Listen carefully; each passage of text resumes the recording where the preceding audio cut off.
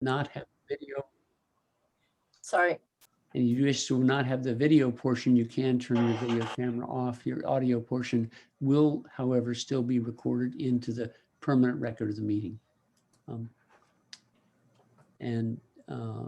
Do we have other people in attendance right now, Robin? Yeah, if you click on participants, you There we can go. see the attendees, the Oh, we have quite a panelists, few. Great. and the attendees.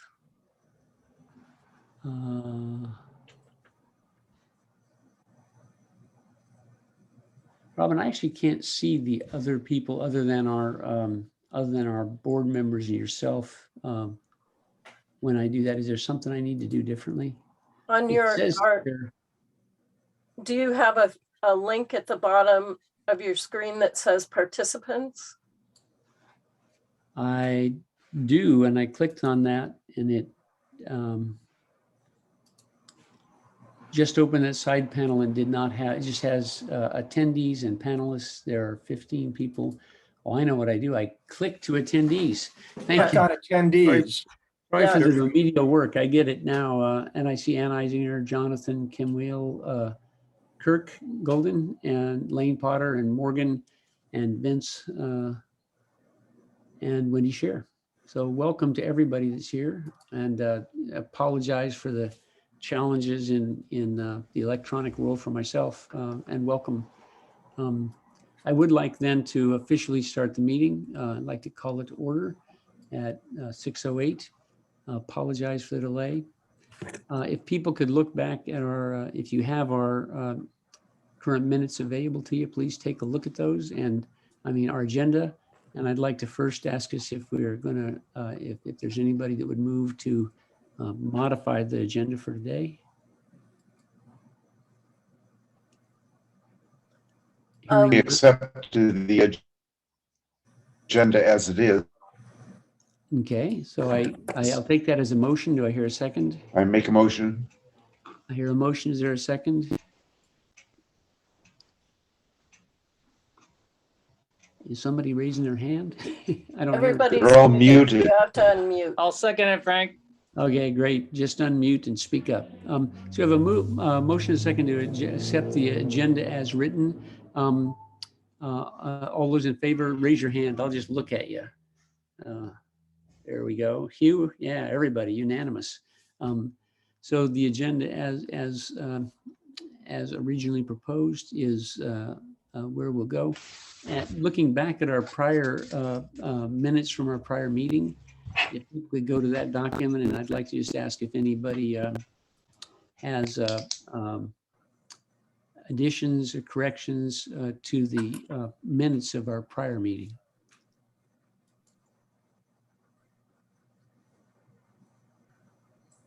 John Hymas, you're muted. I don't have any questions. Great. Would anybody care to move approval of those minutes then? I move to approve. I've read them, and I say that we move to, I make a motion that we move to accept them. So we have two motions to accept. I'll accept one of those as a motion and a second. All those in favor, please say aye. Aye. Pardon me. Or say aye if you got your mic. I second. Aye. So moved, seconded, and approved the minutes of the prior meeting. Aye. Aye. It's our tradition to read the mission of our organization. The mission of the Chuckanut Community Forest Park District is to ensure the entirety of the property is protected in perpetuity and public ownership with respect to its ecological, recreational, educational functions, and to serve as a fiscal mechanism through which the district via tax levy will repay the city of Bellingham Greenways Endowment Fund loan. We are making progress on that at each and every meeting. I will need to formally take the roll call at this point. I should have done that earlier. I apologize. I'm present. John Hymas is here. Here. John Brown, John Laughlin, Present. and we have a number of guests which we can introduce as we move along. I'd like to just say that Our legal counsel, Bob Carmichael, is here, and our secretary, Robin Albro, is here for the record, and a number of guests, which we'll introduce as we move forward.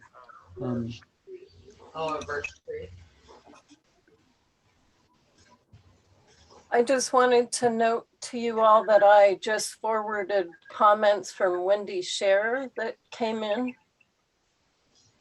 We had a number of, how many total comments do we receive, the written comments, Robin? We've received 4. Great, so all. We've got Peter Fry, Edward Wolf, I think Kurt Golden, and then we just got some from Wendy Scherer. Great, so you should have had an opportunity to review those earlier, and then Wendy's is just new, but we can address those as we move forward, and perhaps it looks like a number of those people are here and they can speak to their comments as well. We're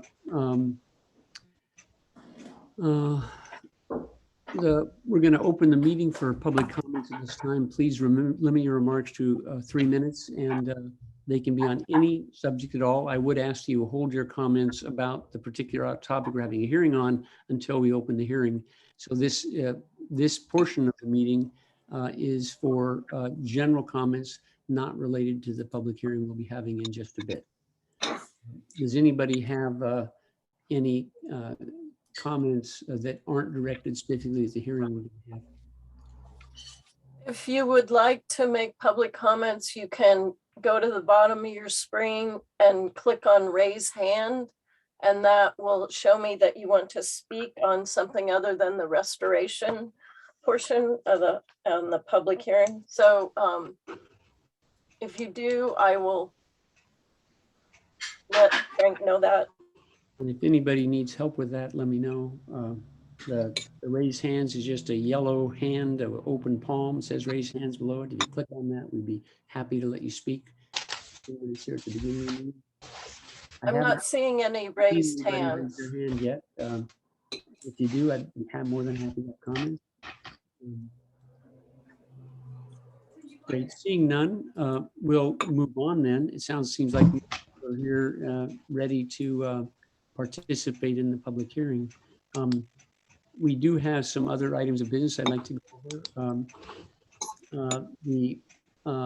We have not had a Park Advisory Board meeting report in some time. John, did you have a report on either the most current or the one before that with respect to what the Parks Advisory Board is discussing relative to our interests?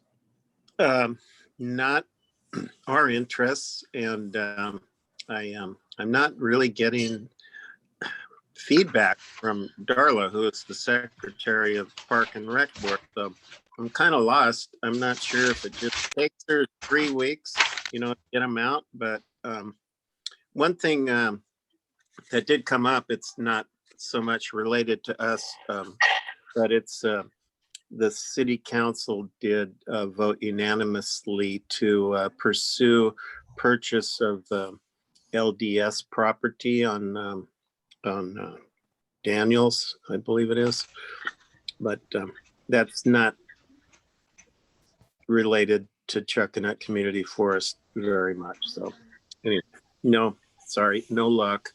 If I do get the minutes, I'll forward them to you guys. Thank you very much. And I don't see John here, your colleague. Bleffen?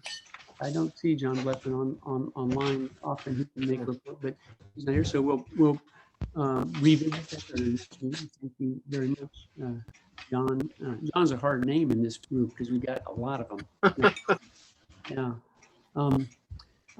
Another thing that's been going on with the old business, we've had an active interest in Elise Burns' presentation that was going to be happening about urban forestry management plan. And there was some hesitancy to present that to us before she presented to City Council. Very understandable. And we look forward to hearing from that. I don't see Elise on the list of attendees tonight. I don't know if it might be possible to get somebody from the Parks Program, Lane Potter, or someone to summarize what has been presented publicly. Lane, Well, Annalise was going to present at the July 28th board meeting. okay. Right. So, but has it been presented to the city council? And is there a public document on that? I don't think it's been presented to the city council yet. Okay, great. So then, in terms of future meetings, that'll just be on our agenda for the 28th. Thank you for the update on that and that process. The master plan and steering committee meetings, I was unable to attend because of scheduling conflicts.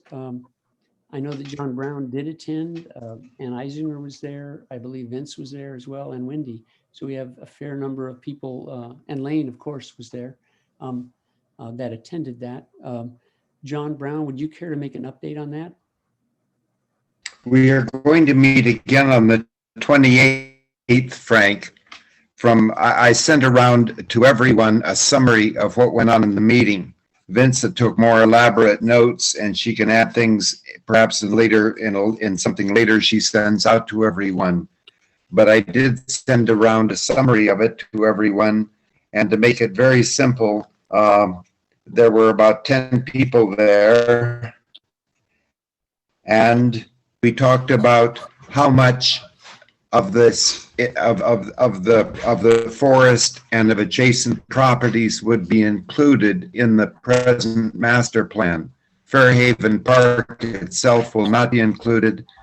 A larger sweep of property proposed by John Blethen to be included. Nicole pointed out that they just have not the funds to engage in a master plan for that much property. It was sort of agreed that the boundary of the present master plan would encompass the property that we are all talking about, the 83 acres, and the parcel directly north of that connects the forest to Fairhaven Park, that would be the extent of the present master plan. It was also mentioned that we would have, Nicole brought up the business of naming. No decisions, of course, were made. Todd Ellsworth proposed Fairhaven Forest. Vince and other people, me too, have suggested that. I'm sorry, what?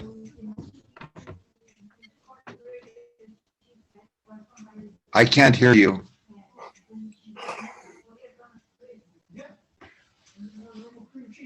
Chuckanut Community Forest and Fairhaven Forest were both proposed.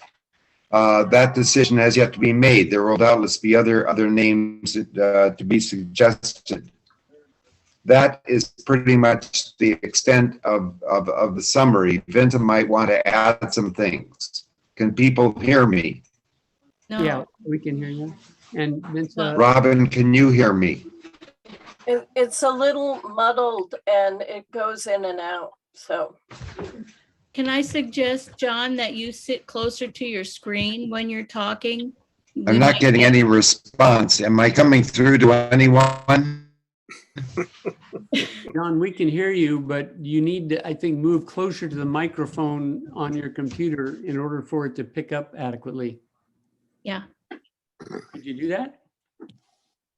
We'll see your smiling face better too. Well, John, I don't know if he can hear us, but the next meeting of the steering committee is this coming Friday. It's the 25th, not the 28th. We are meeting at 8 a.m. in the morning, though. So that's where the 8 comes from, probably. Yeah, we talking about the naming of the master plan process.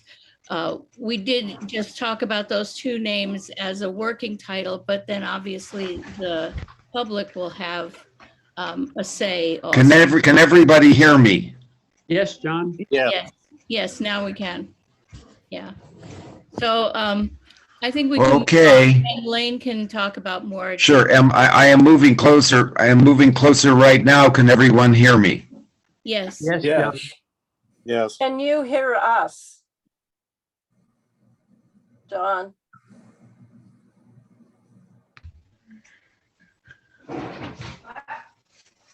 Yes, the 25th. Great. Vince, did you have more to add to that? No, I could go on, but I think, I think let Lane Potter talk about it, and, you know, we have yet to see what we're gonna, you know, the agenda for this Friday's meeting, so maybe she can help us. I have a question. She did, When, oh, go ahead, when- Hugh. when John Blethyn asked about expanding to the south, and they said that they couldn't afford it, did they give you any amount of money that they couldn't afford, or what it would cost to do a portion of it, or Uh, did anybody ask? Well, no, we didn't discuss dollar figures, Hugh, and it was really, what was decided was to include the 111 acres, which Yeah, were I see what- rezoned to park back in I can hear everyone. 2015 or so. So, I think it's the land going towards, the I'm interurban. concerned about Hoag's Pond. I wanted But to. short of Hoag's Pond, for this process. Yeah, the 20 acres that's kind of talked about as the Beaver Pond area that was donated Yes. separately. Yeah, that's what I mean by the east, to the interurban trail. And there's an easement that's held by the land trust, I believe, by the Yeah. land trust on that Right. land. It seems like a logical and reasonable thing to do. Right. Vince, if that's what you have to say, I'd love to invite. What? I'd love to invite Lane to add anything Yeah. she'd like to add, but actually I don't see her on the list anymore. I added her to panelist, so if she Oh, wants great. to speak Perfect. up now, Thank she can. So Lane, if you'd like to unmute and just speak up and summarize any useful information you think occurred at that meeting that we should know about. Thank you. Sure. Hello, everyone. I don't know that I have a ton to add. It was a really great kickoff meeting. We talked a lot about different configurations for the boundary. We talked about different options for names. And it was really the consensus of the whole steering committee that they wanted to put forth some options, but really make it a public process and get lots of public input. So we're going to start working on some draft surveys that will go out to the public and get input from the steering committee as to what those final surveys will look like, and making sure that we're asking the right questions and wording them in a way that's not leading or with any kind of bias from the city or anyone on the steering committee that has a personal interest in the property. So I'm excited to work on that together. And our agenda I am putting together as we speak, so it'll be coming to those of you on the steering committee tomorrow. We're going to be really taking a dive into the conservation easement at our meeting on Friday. So talking a lot about how the uses will be identified in the master plan based on the conservation easement permitted uses and prohibited uses, and whether we want to extend those uses to other parts of the master plan boundary. The conservation easement and the master plan boundary are a little bit different. So really talking about what we see for the larger area, and then does the steering committee feel that all the permitted uses of the conservation easement are appropriate for different areas of the park, and just starting to look at each of those permitted uses and really taking a deeper dive. We'll debrief. Some of the folks on the steering committee were able to go out on the site with a draft wayfinding map. So we'll debrief about some site visits that took place. And then we're going to be working on a press release together to publish, to let the public know that we've started this master planning process. So we'll start kind of wordsmithing that as a group. and then setting up our meeting schedule for the remainder of the summer. We're hoping to meet every other week. Thank you very much, Lane. I had made a request that we have it not during working hours. And both Wendy and, Wendy Scher and John Blethyn had also made a similar request. And now we're having a date in the morning on Friday. That's the time when I can make it, but it may be times that are inconvenient for other people who actually have jobs. And I was wondering, would the committee be open to changing the time to a time when everyone could participate? Yeah, we're open to any time. That was the time that the group chose. There was discussion about all different times, and that was the consensus. Great. Okay, I'll be able to be there. I'm able to cancel some things and make it in, but it is seems like it'd be nice to have it at a time, especially as we move forward in a public process.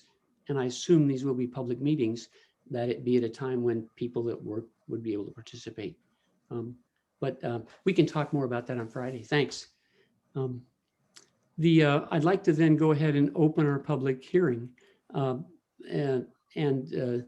In the public hearing, we'd like to kind of ask any of you that are in attendance that have comments on the restoration component of the master planning process to please join us and raise your hand if you'd like to speak.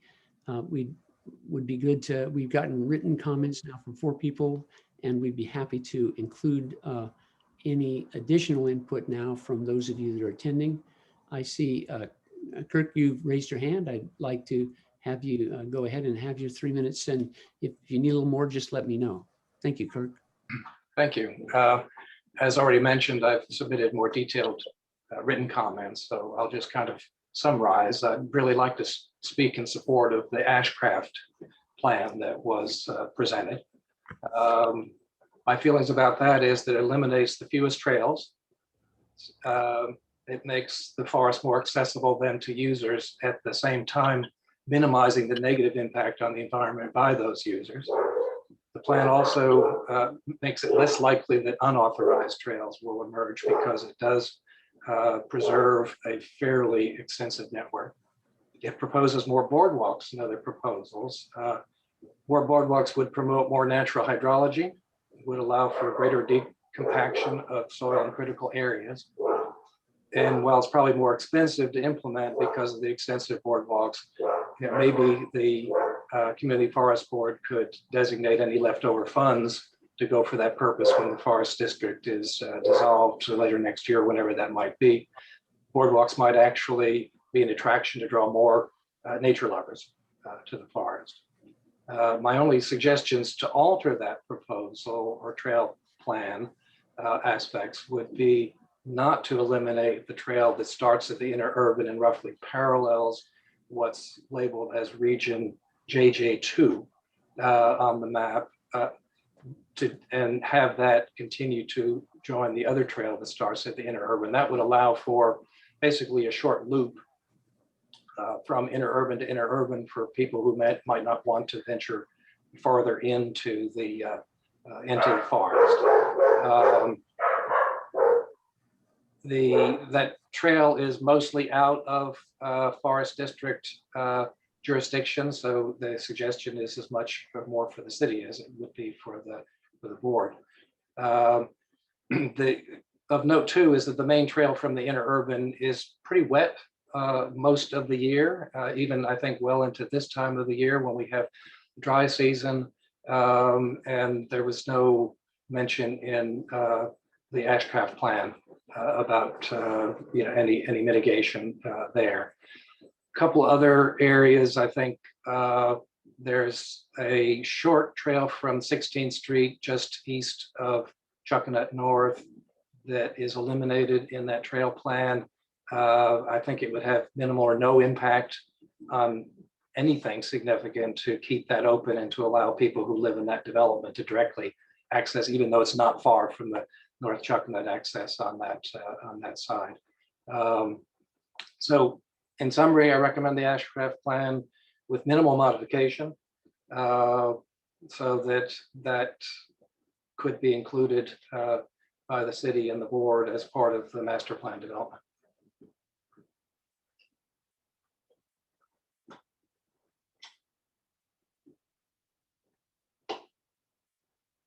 Everybody else is muted. Frank, you're muted. Yeah, sorry, Kirk. Thank you, Kirk, for your comments. And just summarizing briefly, the boardwalk seemed like a very positive aspect from your point of view. And the obviously there's a cost issue associated with it, but that will minimize some environmental impacts that are very good. And if I heard correctly, you want to maximize the current trails that exist and yet close the trails that are problematic.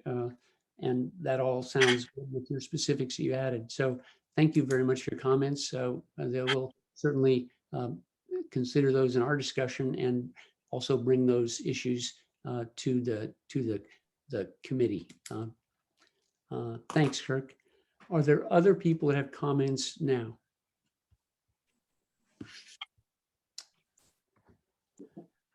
There's Ann and Jonathan, Kim, Monica, Morgan, and Wendy.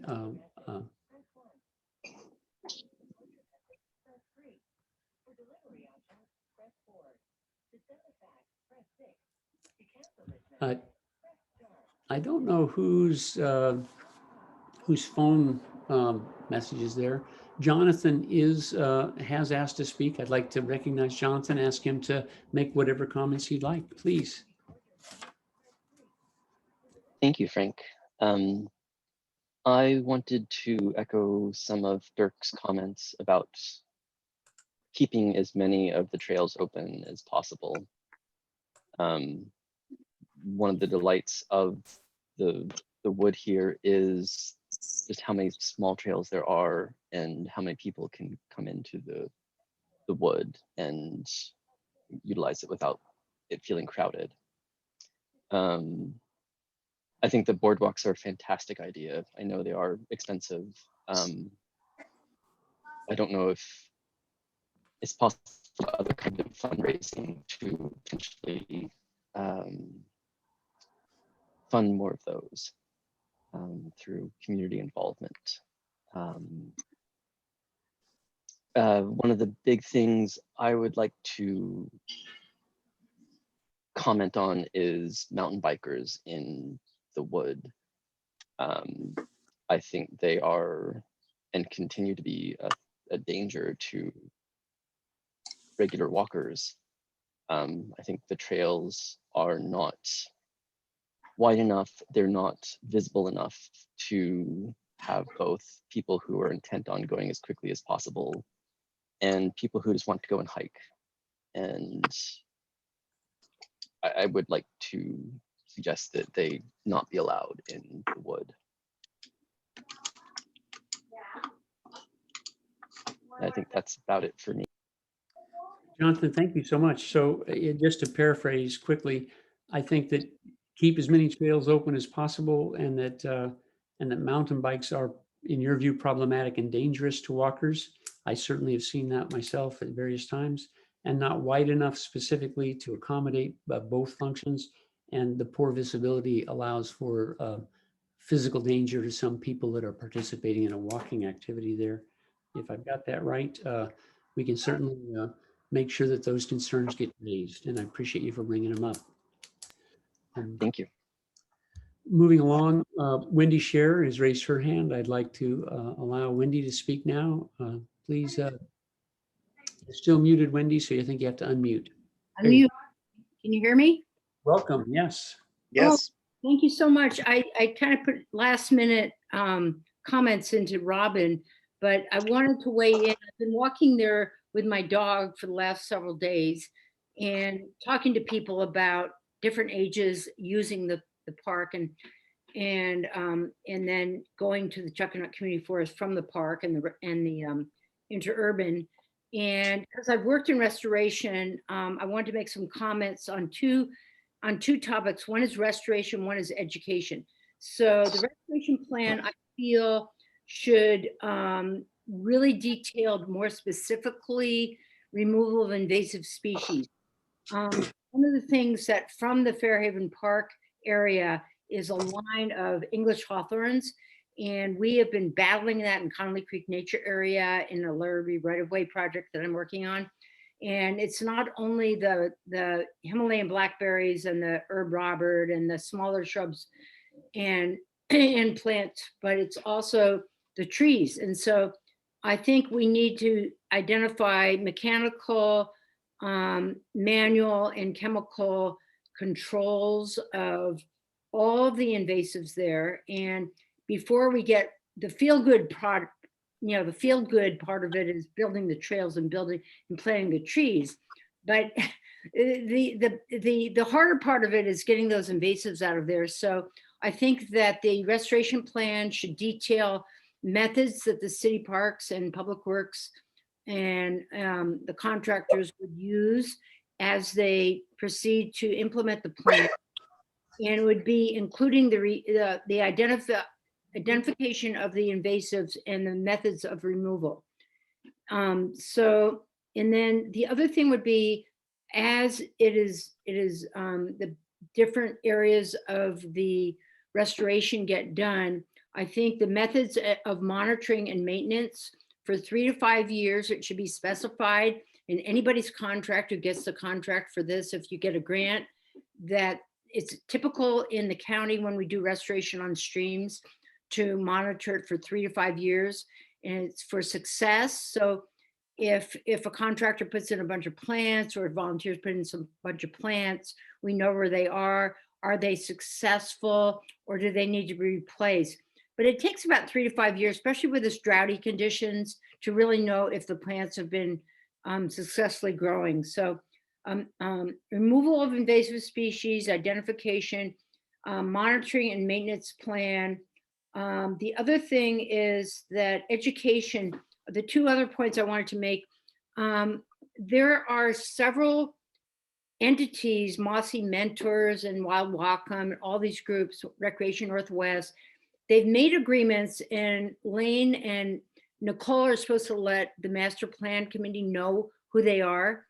But we want to know how children, elders, mountain bikers use the area right now, and bring them into the planning process and the restoration process. So as we get things done, they know, don't trash this, or you can help with this, or whatever. But I think in terms of educating the larger community right now is a critical thing, because so many people use it and they have no idea what's going on with what we're doing. So I think educating them about the process, and then as we start the restoration process, they will know more about it and they can participate.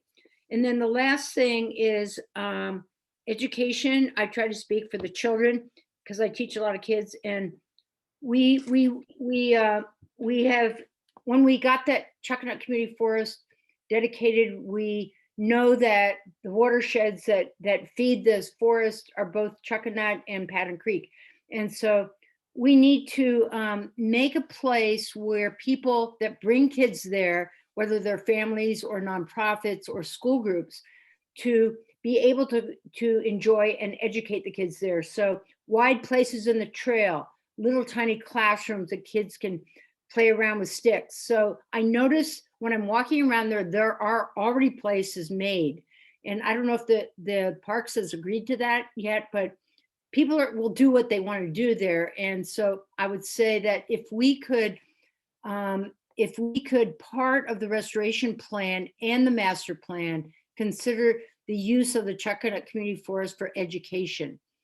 And that would be one thing more that could be integrated in the signage and the process and the public announcements to the community. So that's all I have to say. And one more thing, circular route. I've had 2 families and 2 groups tell me that we need a circular route, so people don't have to go like from Fairhaven Park to the interurban and back on the same trail.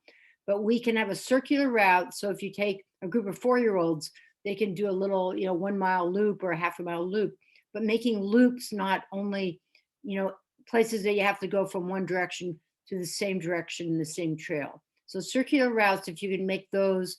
And I'm not going to comment on all the students' ideas, but they're great. I thank John for making the students do that hard work. But I think if we do the master plan. I'm going to keep pushing that circular route area.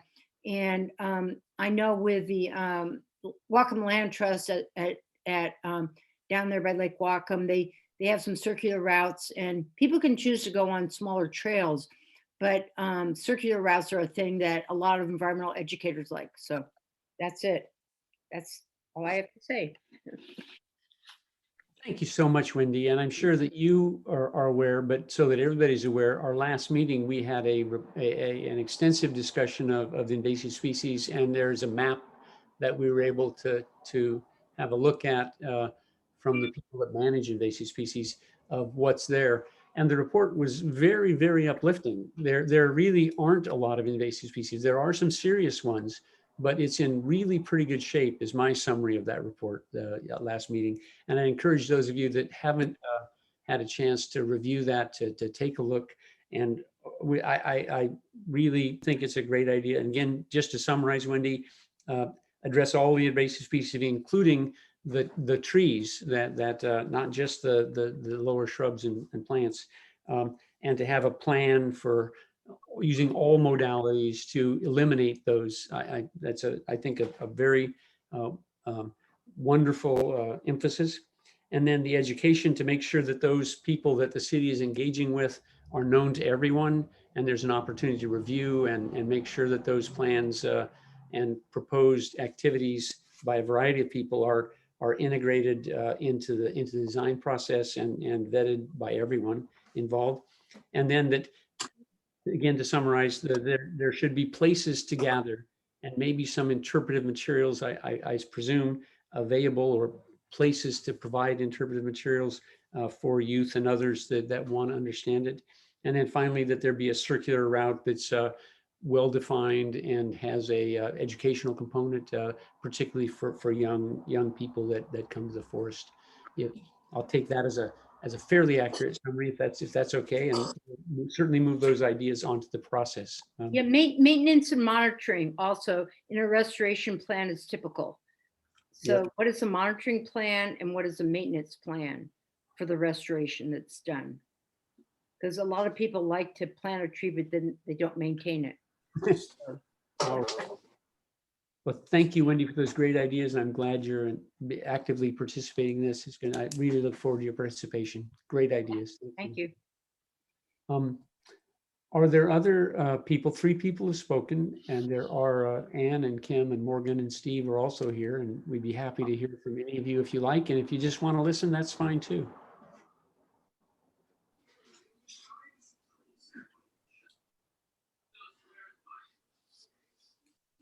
Give folks another minute or so to form their thoughts if they want to say anything.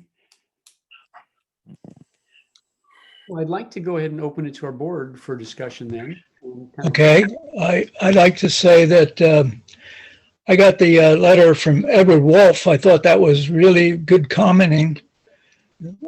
Some great insights where he talks about the forest is the most buffered from the ambient traffic noise of Chuckanut Drive, Fairhaven Parkway, and I-5. It's an exceptional refuge of true auditory solitude compared to almost any location in the Seahome Arboretum, for example.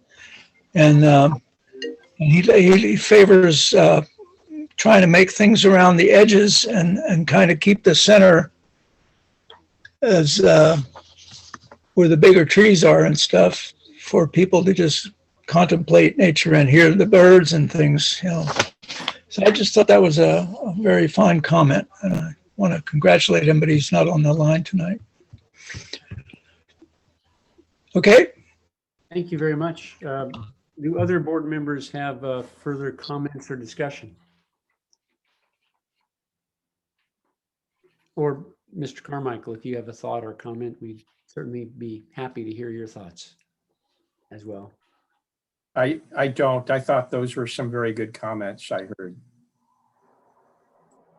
Well, I had another thought on that, the auditory thing. Maybe we should take some sound readings in the forest. Since we're doing all this other stuff, we could do some sound readings too. You know, Hugh, there are apps you can download, for example, to an iPhone to give a pretty accurate decibel reading. And I have one instrument that we use for coal trains, actually, that I have that would give you even more accurate readings. But I think it's the simple, what we found in doing that was that the simple iPhone app was pretty darn accurate in terms of decibels. And that might be a useful thing to do. I don't know if iNaturalist has a way to, we as a group have encouraged people to use iNaturalist in the area so that we collect a body of knowledge about what's there. I don't know if we could add sound or quietness as a naturalist, iNaturalist component. iNaturalist is a online community of people that contribute to knowledge of what's present in the geographic area. And by the mushroom and mycologic community to identify sites and resources that are within the boundaries of the forest already. But maybe we could do some sound readings, and whether through iNaturalist or some other means, record them and share them. It's a great idea, Hugh. John McLaughlin, you've done probably the most work of anybody on this aspect of our collective effort. Did you have anything you wanted to share further about at this time? Sure. I thought I was actually going to make a presentation, but it's fine to jump straight into the public comments, and that's fine. I would remind people that we did develop a list of restoration priorities. The student assignment, to make that manageable, I restricted it mostly to restoring soils and trails. If we're going to narrow or remove trails, how do we go about restoring soil porosity and vegetation to those places? But we, in our list of priorities, we also have invasive plant removal, trash removal, filling the drainage ditch, restoring beavers, a whole other variety of things. I would also suggest that if we are narrowing some of the particularly wide trails and the places where we remove some of the redundant trails, then the vegetation that we would restore to places would improve the soundscape. It would, the vegetation would filter a lot of the noise from outside of the Chuckanut Community Forest so that people are hearing more of the local natural noises. It also served Jonathan's interest of making people feel like they have some sort of solitude, because you don't have these big open spaces where you can see 3 trails away, but you get some sense of being there in the place without seeing all the other visitors that might happen to be there. So vegetation restoration is really important. That also would serve the function that Anne has spoken to quite a bit about, restoring a lot of the habitat for all the non-human residents of the place that aren't just visitors. So we do have a fairly comprehensive list of priorities, but as Wendy mentioned, working out the details of how we go about achieving those, both what you do and then what you do after to maintain whatever it is you do, and what you monitor to evaluate how well it's working, are also critical components in eventually developing the master plan. We have a bunch of ideas, but we need to translate those into more specific plans. And I think having a lot of public input at the start is critical, because then you get all the ideas that you really want to work on before, so that you don't leave out some critical values and critical interests in developing the details. And John, please don't limit your comments to just a brief period of time. We did plan and invite you to make a presentation. Yeah. So no, that's fine. Make as much as you like. No, really, my concern was in the assignment I gave the students is really looking at, if you look at either what we had considered in prior public meetings or what Lane and the city have come up with their design, there are a number of trails that need to be realigned or removed. There are a number of other trails that aren't on any of the maps that are there that also probably need to be removed. So that people don't get lost, so that we start restoring some habitat and that sort of thing. So there's going to be some removal of trails. And we want the trails that we retain to work so that they work, so people can use them, they can follow them. We want them to serve the interests of the users, but we want to restore the trails that we remove to, quote, natural conditions. And that means, restoring soil porosity, restoring vegetation, and making it so that people don't want to go on those removed trails. The trails we retain are serve their interests better. So the question is how to do that. What's going to work? And so the students came up with a variety of different ideas, from physical barriers to vegetation with thorns or other things that are going to deter visitors, to tape or fences and that sort of stuff. And so that's where the method for doing that will have a substantial effect on visitor experience. And so one thing we want to hear from the public is we are going to want to restore soils and vegetation. And that means that we have to discourage people from trampling those places we restore and undermining the restoration. And what kind of methods do they want to see? Was just signage enough? Is woody debris in the way enough? You want to see fencing? A bunch of plants installed? What do you want in your place? Because there are a variety of different methods. John, can I pose a question to you? Is that okay? There's actually one trail I'm familiar with that I know that people go up, and it's rather steep. It's a much steeper trail than would be designed traditionally. People like it because it's kind of an aerobic pump. It's sort of like the Oyster Dome Trail. No one would design a trail like that, and yet it's very, very popular. So there's one that goes up to the homestead that's sort of an in-holding in the park. I don't know if you're in the community forest, or familiar with it. But so the northeast side? Yeah. Yep. And it's an interesting trail in that respect. I went up it once, and it's very steep. It's not really what you would design from a park's point of view at all.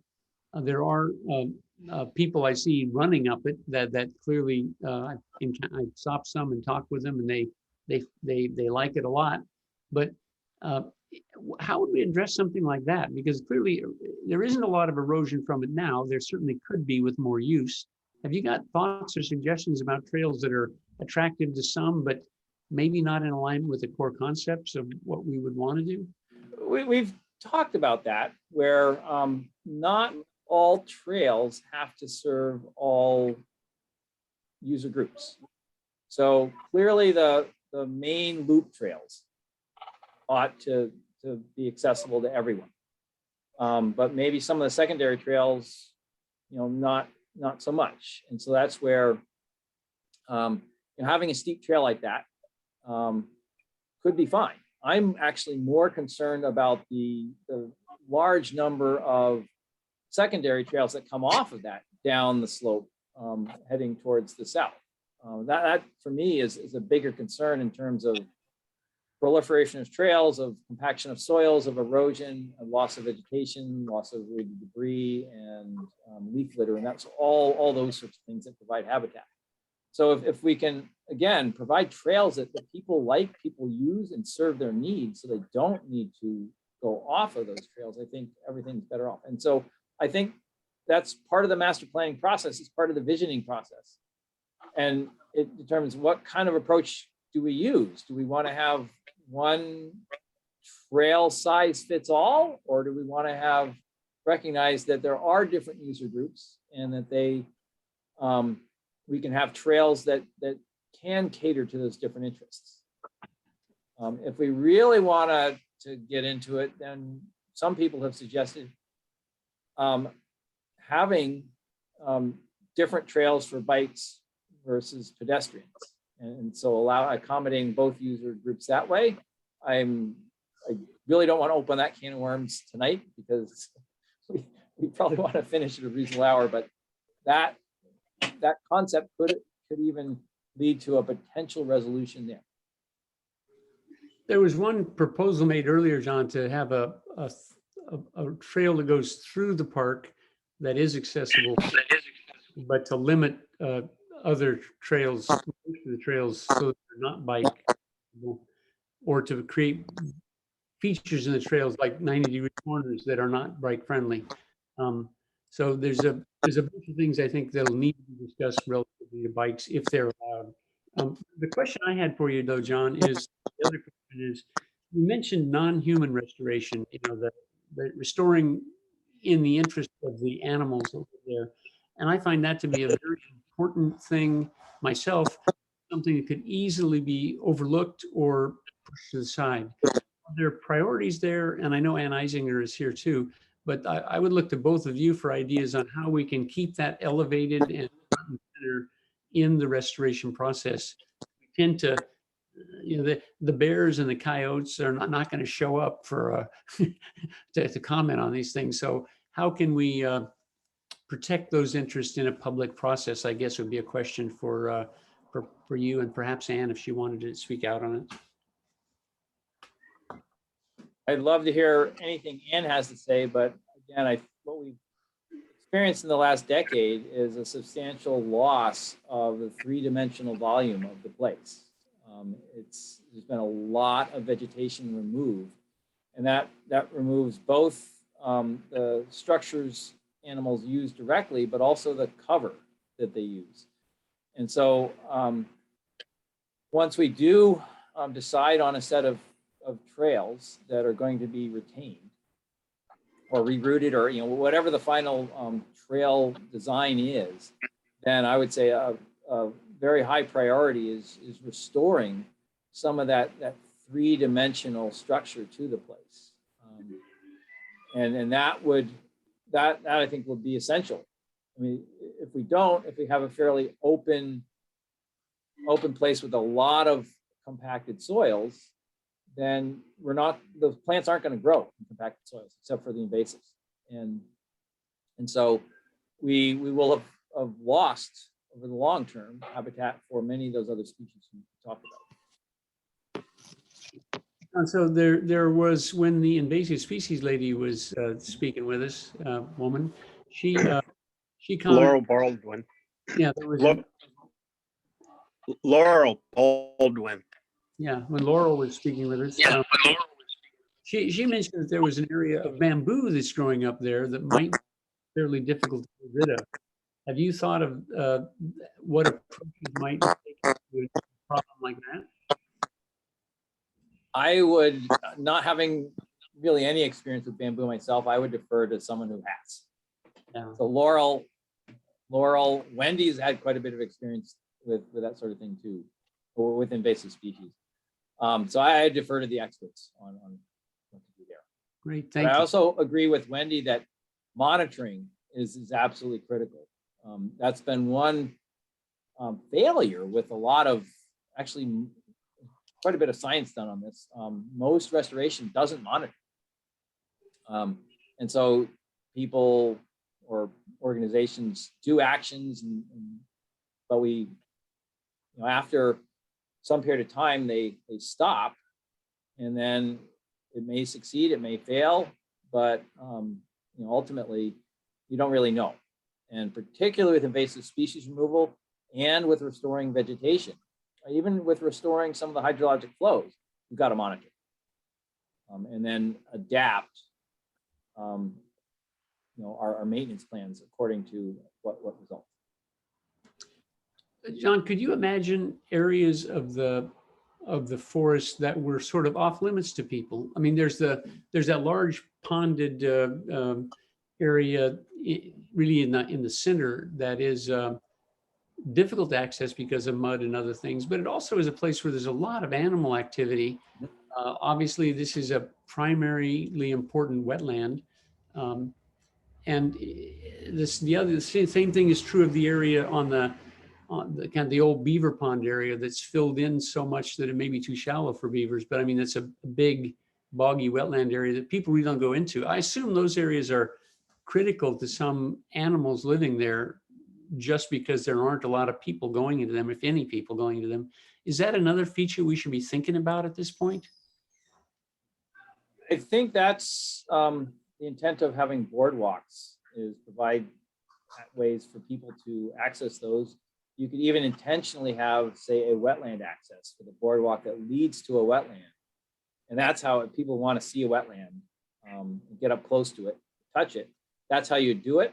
And then use whatever means works to strongly discourage people from impacting wetlands, their soils, and everything else otherwise. Because yes, and when you tromp around a wetland, there's really no way to do it without seriously impacting it.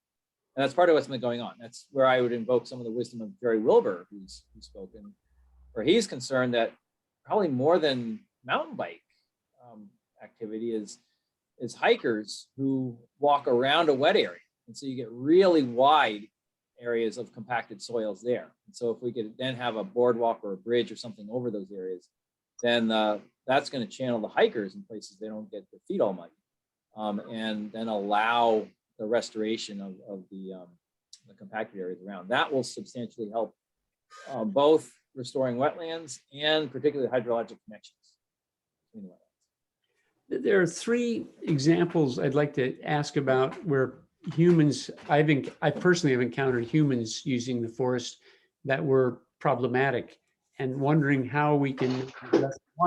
One was a group of young men with hatchets that they were throwing at a tree. And then they'd cut off a bunch of branches and made a little clearing, and were throwing hatchets at a tree. And it was a difficult discussion with them. I mean, they obviously had hatchets and they were testosterone-driven young men. I was a little concerned about that, but they were also pretty reasonable. And in the end, I explained to them I would call the police, but it's, had I not happened by that place at that time, they could have continued to use the site for that sort of activity. Another example is a person that I know that's pretty environmentally conscious. I've known him for many years, and they live over near to where the trailer park is, where that housing development is on the west side, and he really wanted to build a tree house for his daughter in one of the trees in the park. And I said, well, that just isn't in keeping with the spirit of the park. And he ended up not doing it, but it was a difficult discussion. And he really thought it was okay to build a tree house in one of the trees because it's sort of neglected land from his point of view. And then the third thing is the privately owned property that's adjacent currently on the south side, where there is pretty extensive heavy machinery making bike jumps and things like that, and a bike trail down the hill. Certainly for within the forest, that would be a reprehensible thing to do from an invasive species point of view, from a compaction point of view, from a kind of outlaw activity point of view. But if it's in private land adjacent, is there any thoughts about ways to either have a written agreement with the landowner or some way to work cooperatively to limit the impacts of those kinds of activities? So those kind of human activities I've certainly seen. Have you got thoughts, John, about how to, obviously I think the thing you mentioned and other people have mentioned is monitoring is critical to make sure that what's going on is all that's going on. But thoughts about that sort of activity? Yeah, as people come into a sense of place and ownership and presence there, those call them non-conforming activities less likely. Your hatchet example brings back memories. I encountered that on my first day as an Adirondack guide with the group I joined, and we had a bunch of mixed race teens doing the very same thing. And it was a basically long and very successful week to get into the point where they were thrilled to be doing things that were more supportive and more productive than throwing hatchets at trees. But regarding building trails, we've seen other things where people were building trails in the forest and often using block and tackle to move around logs, which can itself be dangerous. But even if you do it safely, that is disturbing habitat. Those logs are absolutely critical habitat components for a large number of species. And there, again, I would suggest that the Chuckanut Community Forest is not isolated. People are coming from all over to use it with different interests. It's a part of the parks system in Bellingham, and even connect to areas outside of city limits to the south. And so there, if we can, what those examples reflected interests and needs of users that would perhaps be better met outside of the Chuckanut Community Forest. And so for both moving logs with block and tackle or building developed bike trails, again, finding a place nearby that serves that need in a way that doesn't impact the values of the Chuckanut Community Forest, I think would be a great solution. And I think we've pointed out something in Fairhaven Park would do that quite well. And so then people wanting a bike trail nearby so they don't have to navigate city streets or drive to an existing bike park, that they could do it at Fairhaven Park and do it in a developed park. It's the bike trail system would be a form of development, or bike jumps would be a form of development that would certainly work in Fairhaven Park and wouldn't have to impact the Chuckanut Community Forest. So I think that's really an expression of unmet needs and interests. And I think there it's working with the larger Parks Department to fulfill those recreational needs and interests. I'd love to open it up to anybody that has questions of John. John has spent literally years thinking about and engaging a variety of students in and presenting ideas through public hearings. So has has thought about this a great deal. So if Lane or Vince or Ann or anyone else, Kirk, anybody else has questions for John, I'd encourage you to just raise your hand or unmute and ask.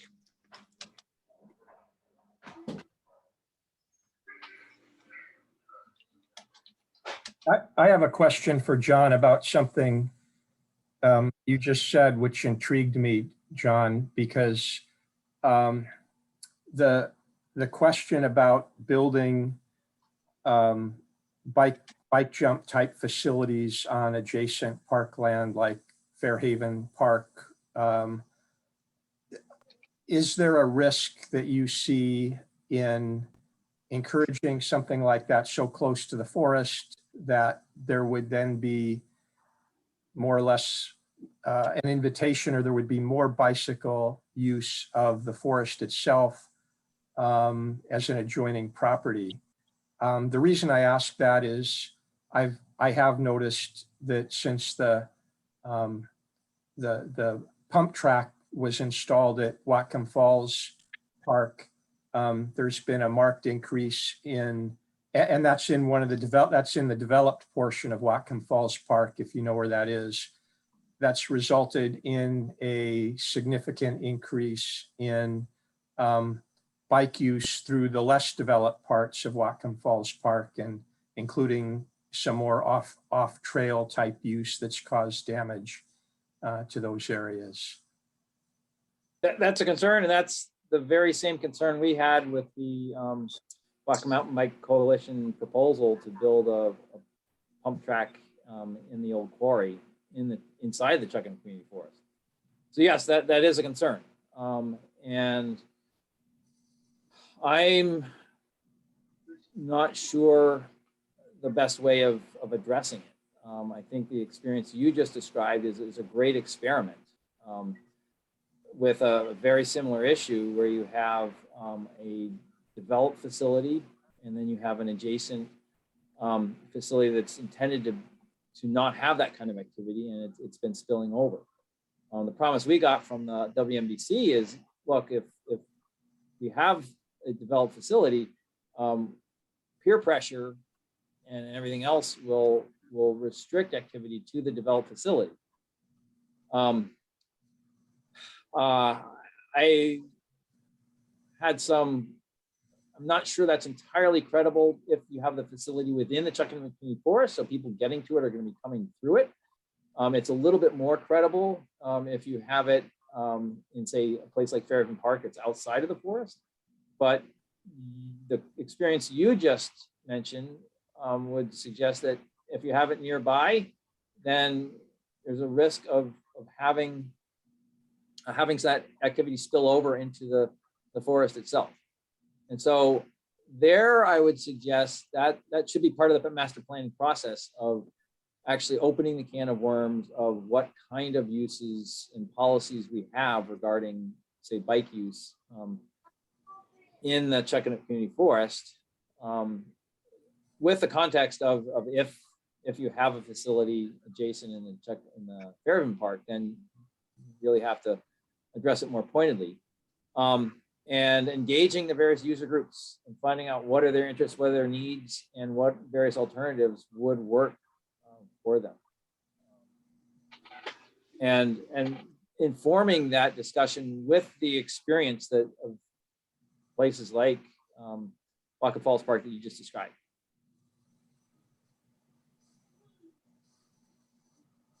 You're muted, Frank. Yeah, I get carried away. Two quick, just administrative things. One is that Kirk wants to make a comment. I want to recognize him next.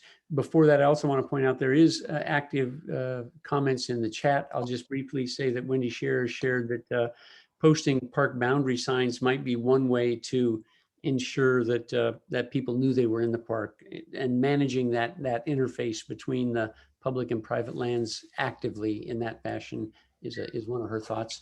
But you might want to turn on that chat just so you can read it. And Kirk, I believe you should be able to talk now. Yes, thank you. Well, I'm a very regular user of the park in the mornings almost exclusively. So it may be the board members, use the trails in the afternoons since I haven't seen board members on the trail. I have never really had any problems with bikes on the trail.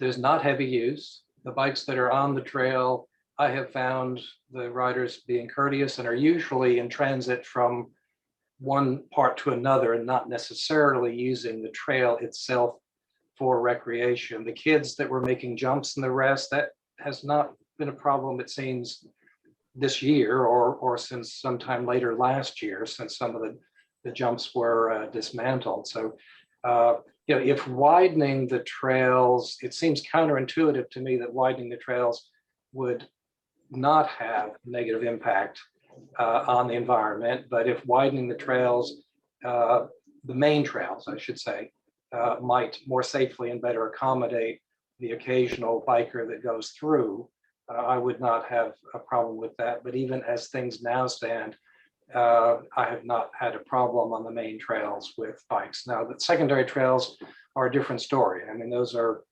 barely wide enough for two people to pass going in opposite directions. So I think that if bikes are allowed in the forest, they ought to be restricted to the main trails. And with the city just having dealt with speed limits and e-bikes and things like that and making decisions, I think if there are concerns of that speed, one could post the 5 mile an hour limit for bikes on the trails. But again, I just, if others have had problems with bikes on the trails and potential, conflicts there, I've just not run into that. And being a frequent user, I would think it would have been a more frequent occurrence with me. Thanks for your comment, Kirk. And I just point out that another comment from the chat, just to share it with you, is that Morgan has added that in his experience, or in their experience, they've run into several people that were doing things they shouldn't be doing, like bike ramps. And when they've spoken to them and said it's illegal, they seem surprised, but they did stop. And that kind of that core notion that clear signage would hopefully prevent a lot of this activity. I think it is true. It's something that I wish we had done earlier, and I think we still can do, is get some signage up as soon as possible that outlines what is and isn't allowed with respect to bikes and dogs and all the other complex uses once those issues are sorted out. Also signs, you are here. So people Yeah, right. don't want to get lost, don't have to. Yeah, exactly. Well, that ought to be part of the master plan, I think, to make sure that, you know, have to know what trails are going to exist before we can really put signs up. Right. And, you know, I give people directions best as I can. You know, when you're in the middle of the forest and they want to go to the interurban, it's sometimes hard to, you know, to tell them exactly which way to go, except to direct them on one of the main trails and go that way. But, you know, being lost is not a major problem, but I think it would be reasonable to have good signage, but we need to have a clear master plan, including the trails, before we really can do any good signage. Right. Thanks, Kirk. And Ann Eisinger, you raised your hand. Please unmute and speak up. I think I'm unmuted. Can you hear me? Yes. Hello, good evening. I was trying to resist providing any kind of comment, but obviously I'm unable to control myself. I think the discussion, so this is just opinion, and please don't take any offense. The discussion about restoration to me is the cart before the horse. In that there is an assumption in this discussion that the Chuckanut Community Forest will remain a natural forest, intact forest as it is today. Through the master plan process, it's very possible that the forest that you know today could change. There could be development, there could be major changes to that landscape. And so it's very important for everyone, in my mind, to keep that goal of defining the primary purpose for that property and its management going forward into the future. Clear definition, clear guidelines of use, clear do's and don'ts in terms of development of that property. You know, when you're talking about overuse of trails, that's nothing compared to what is possible as allowed under the current conservation easement. And I realize I kind of went over that the last time I spoke, but I have to bring it forward again. The other thing is that whatever the ultimate design of that landscape is, there needs to be, for restoration, data to drive restoration forward. It's very important to look at it from a data perspective, from what is there, what could be there, what will be there with climate change in terms of flora, fauna, hydrology, etc. And use that moving forward. Don't look in the rearview mirror, that's gone. We need to be looking forward, we need to be anticipating, and we need to be thinking very futuristically for that property in order for it to function as a natural system, if that's the intention and if that is the defined primary purpose going forward. So that's my comment. Thank you. And thank you so much for your comment. I'm glad you couldn't contain yourself.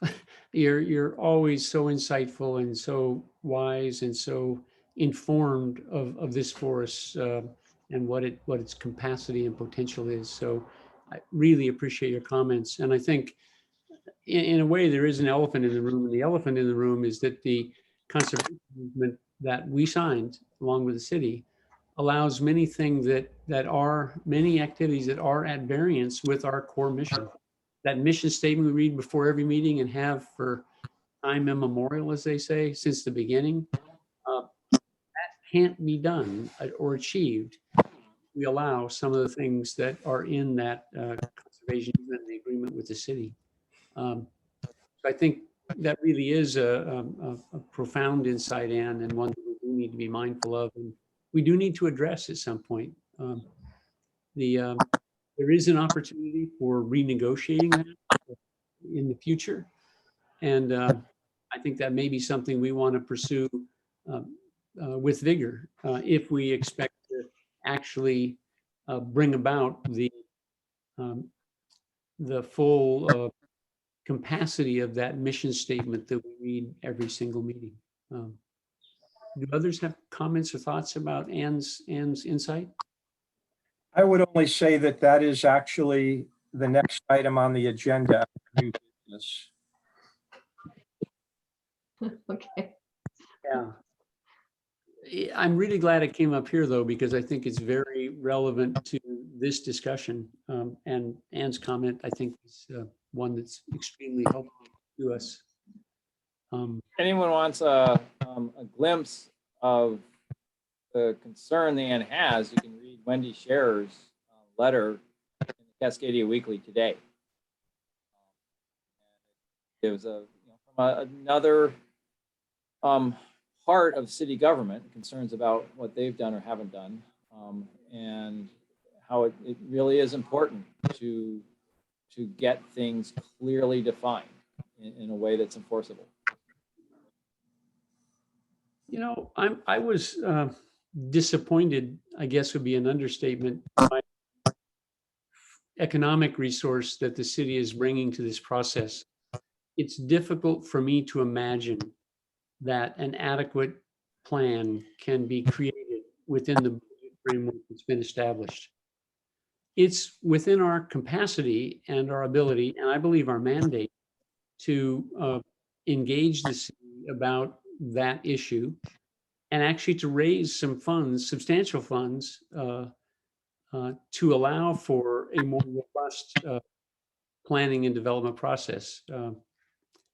And in addition to fundamentally renegotiating some of the things that were agreed to with the city at an earlier time, in order to focus on a mission that is really the core mission, rather than somewhat diffuse mission that you get if you actually implemented the things in the agreement that we have with the city.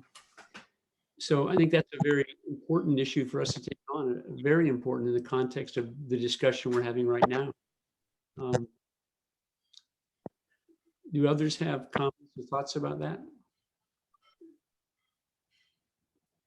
And I don't want that to be just my idea. I had assumed to read this already. Sure, Vince. Frank, my notes from the steering committee meeting last week were that the city has allocated $25,000. And that includes some funds to hire consultants, professional consultants. I don't know. I don't have enough experience to tell you whether 25,000 is enough or not. Well, yeah, at least my, I'm not a professional at that, but it seems with the knowledge I do have that that's like an amount that would not allow for the kind of plan we're envisioning, let alone funding the restoration activities that would be necessary to bring the property up to the standard I think we expect for it being a live forest. But the restoration activities are separate from the master plan. Restoration activities are Parks Department, funds from another pocket kind No, of. that's exactly what I intended, though, is in addition to the planning process, there's a whole nother area of funding that is far from assured. Or I believe it's far from assured. I don't know of a budget that envisions spending $100,000 in the community forest. Lane, perhaps you would shed some light on that. Do you know what the funding capacity is, or if there is additional funds available, or are additional funds available? For restoration or the master plan process? I think both, from my personal point of view, I think both are inadequate at this point. And I just wondered, might there be more funding made available? We addressed this some time ago at an earlier meeting, and I thought we were told that the city didn't need any additional money. We were told the city didn't need any additional money. We will have money at the end of this that we'll need to dispose of, and we could actually continue to raise more money if it were necessary to achieve the goals of the creation of the dam. So that I think I would echo what you just said. I think it's been staff's opinion that we feel that the master plan budget is appropriate in terms of restoration budget. That's something that would need to be looked at for the next biennium budget. If there's a push to have extra funds allocated for this project, that would have to happen at the mid biennium. And that would be up to a department head to reallocate funds. We don't have extra funds as lying around. But it's something that could be looked at if there's a real interest from this group. Our budgets are right now, we're in the 2021-2022 budget. We have 25,000 allocated towards the master plan. And I think we, after heard some concerns from this group about that budget, really did go back and look, and it was, Nicole, in my opinion, that we feel that that's appropriate for this master plan process. Well, I have concerns about the connectivity for the animals. And I think that if we're doing a master plan, we should do a master plan for the property that the city acquired years ago for Hoag's Pond. And that way, since it's very similar conditions, you can get it both done, And I'd be willing to contribute for that too. But I don't have a price even from the city on what would it take to do that little section.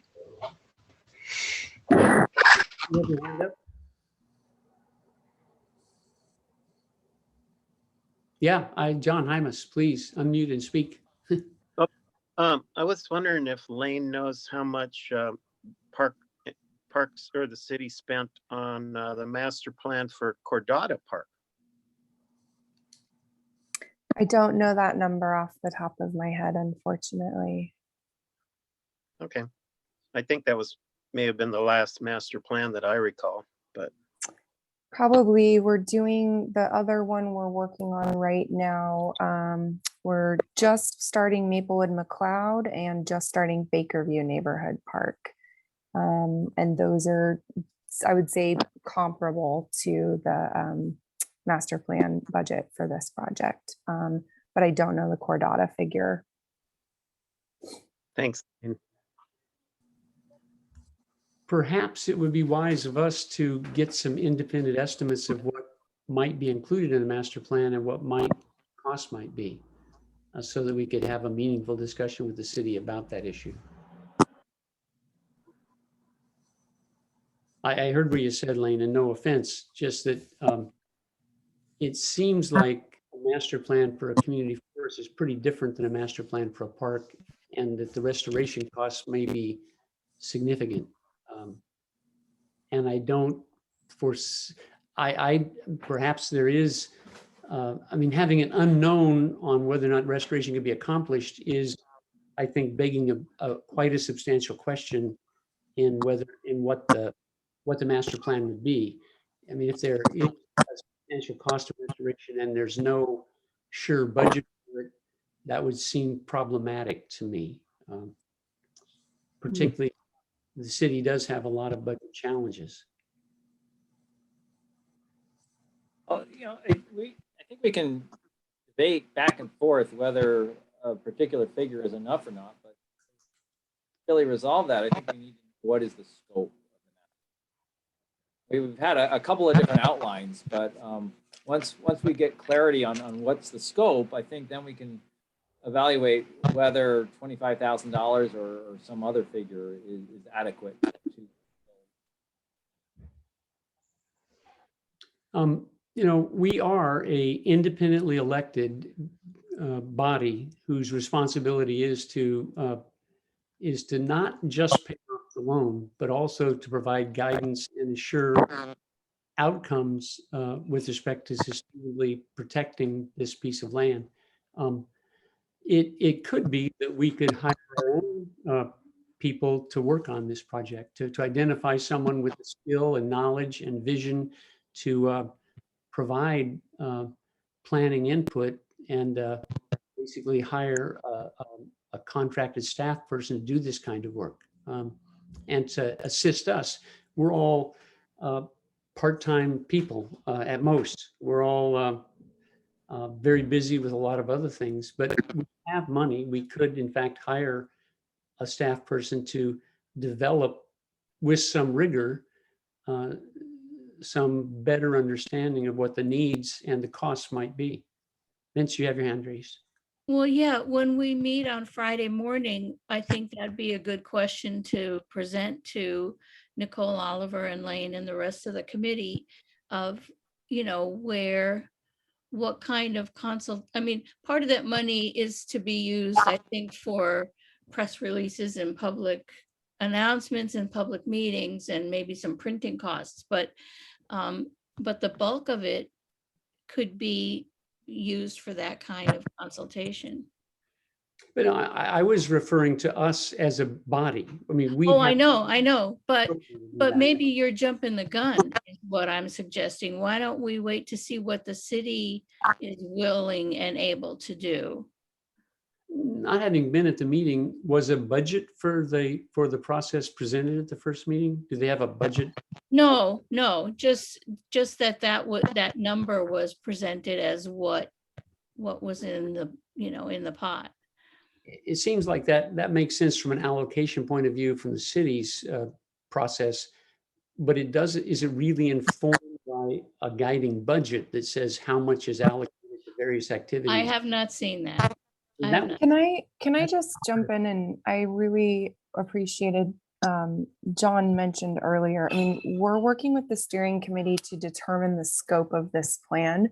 We can't create a budget until we know what we're doing. So I think we're just getting a little bit ahead of where the steering committee is right now. It's okay for us to be ahead of the steering committee. We can provide leadership to them. And that, I believe, is why we were elected to the post we were elected to, was not to be responsive, but to be proactive and to actually, pardon me? We're getting ahead of ourselves. I mean, we're talking about budget numbers before we've even talked about the scope and that sort of thing, or even answered Ann's question of, okay, what is the horse that is pulling this cart? So I would agree with Lane that we really need to come to consensus, and maybe that's what the steering committee will do, is to figure out, okay, what is our vision for this place, and then what do we need to realize that vision. I don't think we're in a position to build a budget either, John. I think that we need to have more information. What I've seen so far, though, is that we have been willing to dig down deep and spend months developing trail plans, for example. And what I saw was walk through and develop a trail plan based on a fairly casual walk through the forest. I would hope that we have a more robust process. I'm a lot more comfortable with the process we're engaging in than the one I've seen the city engage in. I mean, I want to be their partner, but I want us to be responsible to the people that paid the millions of dollars that we're responsible for ensuring property is in fact in perpetuity protected. So I'm not suggesting we develop a budget on the wing. I'm actually suggesting we actually take those responsibilities we have very seriously and know, I believe, that we have the authority to take some of those actions independently. We are not a function of the city. We are independently elected individuals that have the authority and responsibility vested in us by those who actually have paid the money for it.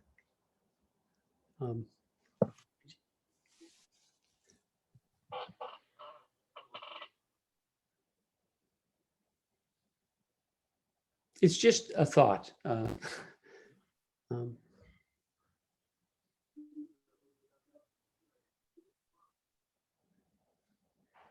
It's more than a thought, it's leadership.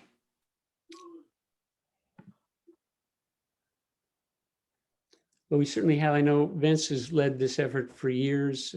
John Hymas has been at the front row for years. It's not my thought. I'm trying to follow on the leadership that they provided earlier.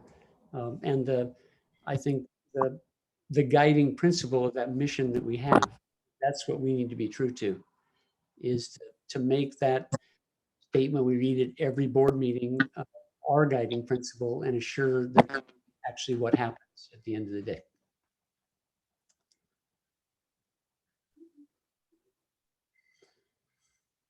Well, we spent a fair amount of time on this. Are there other comments or suggestions? We do have some other things we need to get done, and we are fairly deep into our time already. It's now 7:36. Typically, we try to keep our meeting to an hour, so we're substantially over, but we are having a public hearing, so that's reasonable, I think. We do have some old business and some economic, some new business and some economic details we need to take care of, and our consent agenda ahead of us. I would be happy to have anybody that wants to have further comment in this hearing, please make those comments. And You do have some extra comments from Wendy Shearer in the comment panel. okay, great. So Wendy, I'm sorry, I guess I'm not keeping up with that. Thanks, Wendy. The restoration of master plan will be used to acquire grant funding from outside the city and also items to be added to the city's biennial budget. And then Wendy further said the Bellingham Urban Forest Master Plan for Bellingham Public Works Natural Resource Department is being contracted to consulting firm Diamond Head. We need to use their resources to advise our process. They should be giving us tools from tools form looking ahead to methods to manage the Chuckanut Community Forest and to advise the restoration. It'd be great. I'm very anxious to see what that urban forest master planning process is. I think it'd be very, obviously, very, very relevant to us. And I would love for the city to come to us, or perhaps we go to whatever public meeting they have to be sure that we fully understand and are able to work cooperatively with their efforts moving forward. Any other comments besides Wendy's? Thanks for adding those, Wendy. I appreciate it.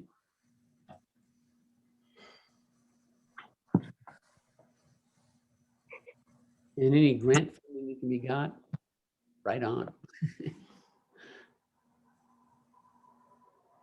Other comments with regard to this particular public hearing? Hearing none. It would have been nice if we had more people. These are not the optimal hearings, and I do believe that, Bob, you can guide us, but I think given the governor's decisions and what I anticipate at 10:30 tomorrow morning, actually, there's going to be changes in whether or not we meet person to person, face to face. So I think we are having an actual public hearing where people can show up in person in the near future. Do you have any thoughts about, Bob, have you heard anything about where the governor's going tomorrow, or we will be Frank? Yeah. There is a question for Kurt Golden under the Q&A at the bottom, if you see that. Sorry, yeah, I'm going back and forth. Kirk added the Chuckanut Community Forest District was established with a singular person of paying back the city alone and was established by a small vote majority. Plans to spend tax money raised for that purpose for any other means would be would not be responsible to the voters. That is one point of view, Kirk, I understand, and I know that, and some others do too. I'm referring to the bond or referendum that was passed, and the statement in favor used that terminology. My concern, I respect all the efforts and the intent of the board, but I'm troubled by the possibility that the concerns of those who voted against the establishment of the district, and the district was voted in by a very small majority.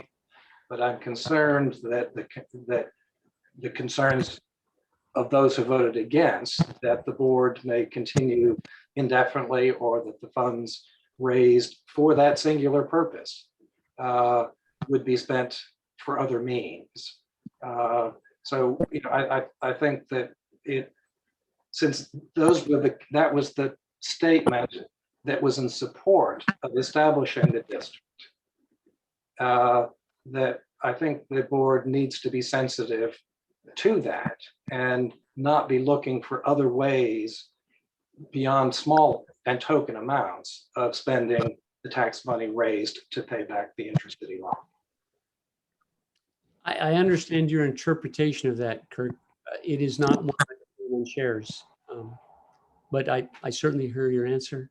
I would argue it's not my interpretation. It was the statement in favor of, and that is what the citizens voted on.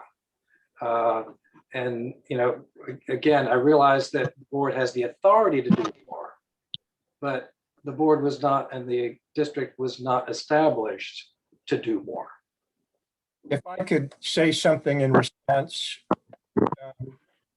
Frank. So we have, Mr. Gilden, we have talked about this issue many times at the board level. The board's given quite a lot of thought to it, and I'm sure it will continue to consider this issue and your comment. And your comment is well taken. You have quoted correctly part of what was in the ballot title, but there were other statements in that title and in other provisions surrounding this election or the voting for this park, which clearly indicated a purpose to protect the forest. And the board's interpretation has been that the raising of the funds was the means, the one and only means of protecting the forest, but it wasn't the end of the park district. The end of the park district was to protect the forest. And by that, I don't mean that the park district is not going to end. It certainly will. At some point soon after the master plan is approved, the loan will have been paid off and the park district will sunset. But one of the reasons I think the commissioners have taken this so seriously at this point is they realize they are near the end game, and that part of their responsibility is to protect the forest that the voters voted to protect in perpetuity, primarily as a natural forest. And those kinds of statements are in the election materials. This very argument was made to the Court of Appeals, and had the court believed the interpretation that you're bringing forward, it's my opinion that the park district would have validated, because the park district cannot be simply a tool of the city for raising funds, paying off debt. The park district has, according to the Court of Appeals, all the authority, all the legal authority of a park district. And the very argument that you're bringing forward was litigated at the Court of Appeals and rejected. So I understand that it's an interpretation, and that's what Frank James indicated. It's an interpretation, but there's another side to the coin. I just felt it was important to have that side of the coin articulated. That's all I have to say.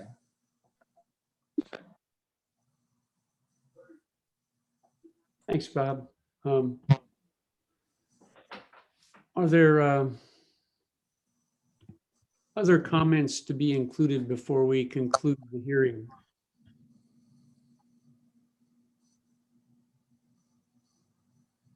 Great, I don't see, I'm now checking both the questions and answers and the, oh, Lane added a comment too. I had to head out. Great to hear all and all recommendations and feedback. Have a nice evening. And then on the chat, I guess we got monitor. It looks like there's nothing new on the chat. So hearing no comments and seeing no questions, no chat, I'd like to go ahead and move. I would like to ask a question, Frank. How do if I'd like to attend this Friday morning thing at 8 o'clock, how do I go about doing it? Can I get a Zoom invitation sent to me?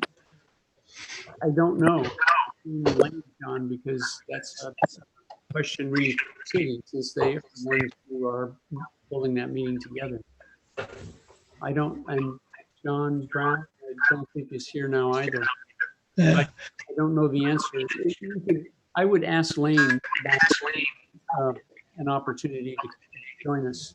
I would. Yeah, I'm sorry she just left, but yeah, Lane is the one to ask. Well, I mean, we're supposed to be the elected commissioners, but I would have went to the last one and I would go to this one. And I don't think it's right to shut out the commissioners if they want to go to some. It's up to you, Frank. Well, Bob, is there a public meetings issue? If Yeah, that's, see, then we did don't talk about this. We did That's talk part- about this. And if we have 3 board members actively participating in the steering committee discussions, we will need to notice that as a meeting of the Chuckanut Community Forest Park District. It's not to say you can't all be at the same place at the same time, but there's really no point in going to those meetings if you're not participating. Now, maybe let me amend that. Hugh, if your desire is to go and just listen, then I don't see any problem with that. But if your desire is to participate and Frank James is going to participate and John Brown is going to participate, then we have 3 commissioners who are all participating and it becomes an open meeting of the district. I understand that, and I would just listen in, and I would have went to the last one, and then if Frank didn't show up, I would have participated. I think that's totally acceptable. I thought I was going to be like an alternate. Yeah. But if need be, we could simply notice it as a meeting, couldn't we, Bob? We could. I think we'd need to make sure the city was on board with that and make sure there's provisions for people to attend. That seems like a tall order given the meeting scheduled, next one scheduled for Friday. So what I would suggest is that Hugh be allowed to attend that meeting, but if both you and John Brown are there, and both you and John Brown are the appointed representatives of the park district, so then Hugh would simply be there but not say anything. Thank you. Yeah, that's good. And then if we can address it with more lead time, should we want to change that and talk to the city about it, of course, and have more participation of the board. All right. Do I hear a motion to conclude this public hearing? Or is there more comment relevant to the public hearing on the park advisory master planning process? I mean, Should I add a friendly amendment to keep the written public comment period open? Oh, great idea. How long would you keep it open for? Are there suggestions for that? I mean, we should establish perhaps some time limit for a week, 2 weeks, 3 weeks, a month. What do you think, John?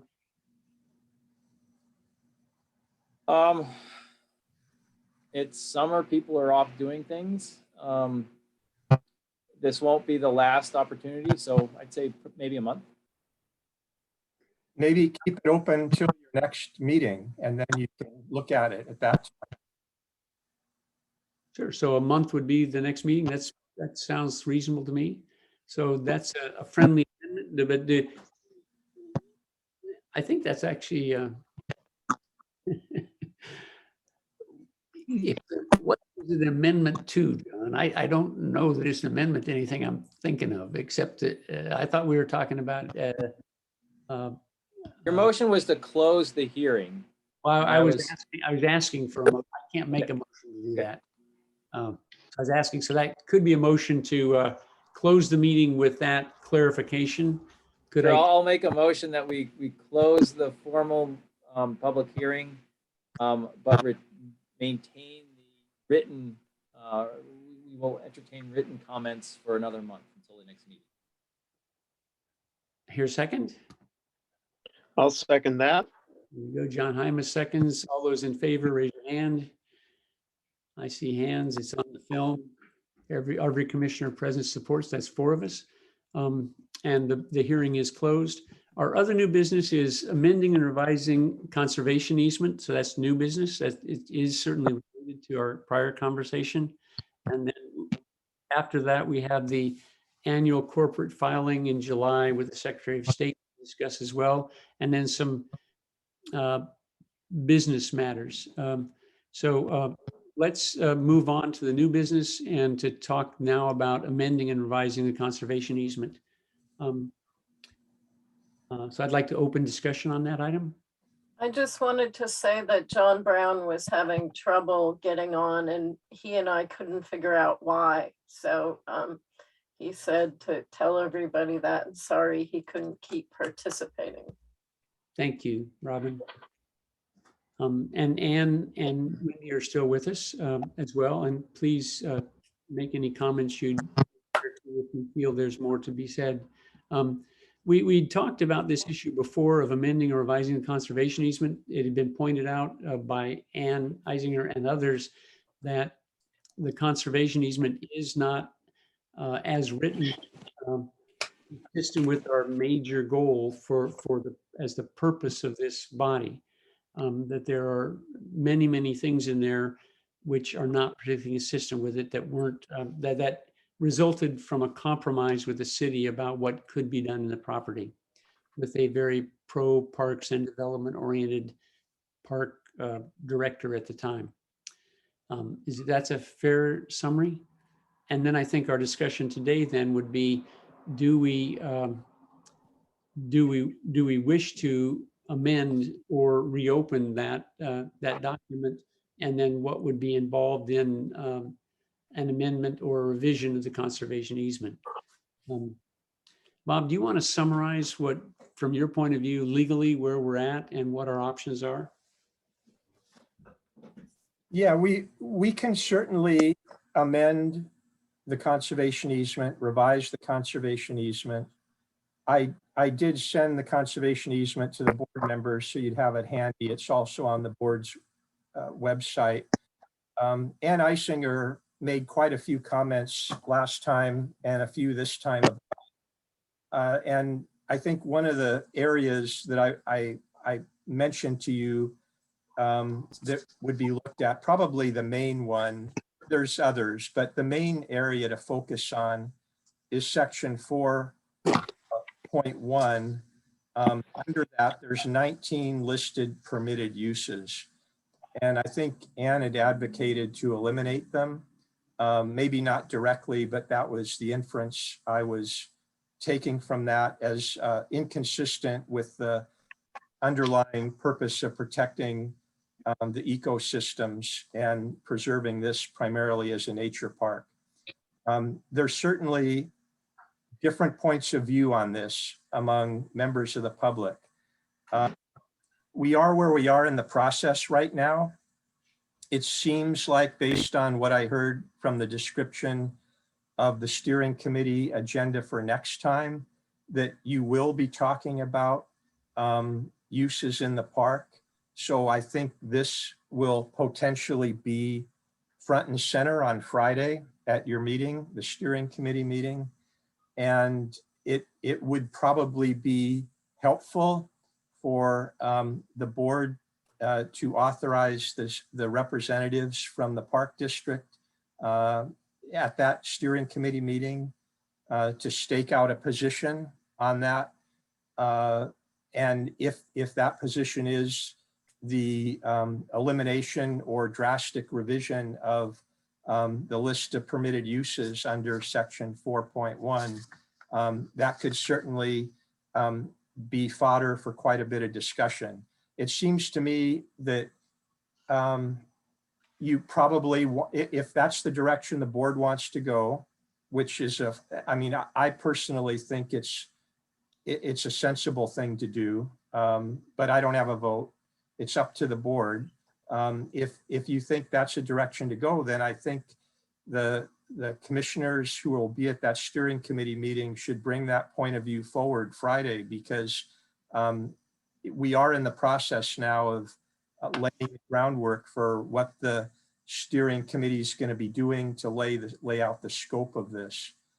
So that's point one. I think the board should consider actually taking a vote on this.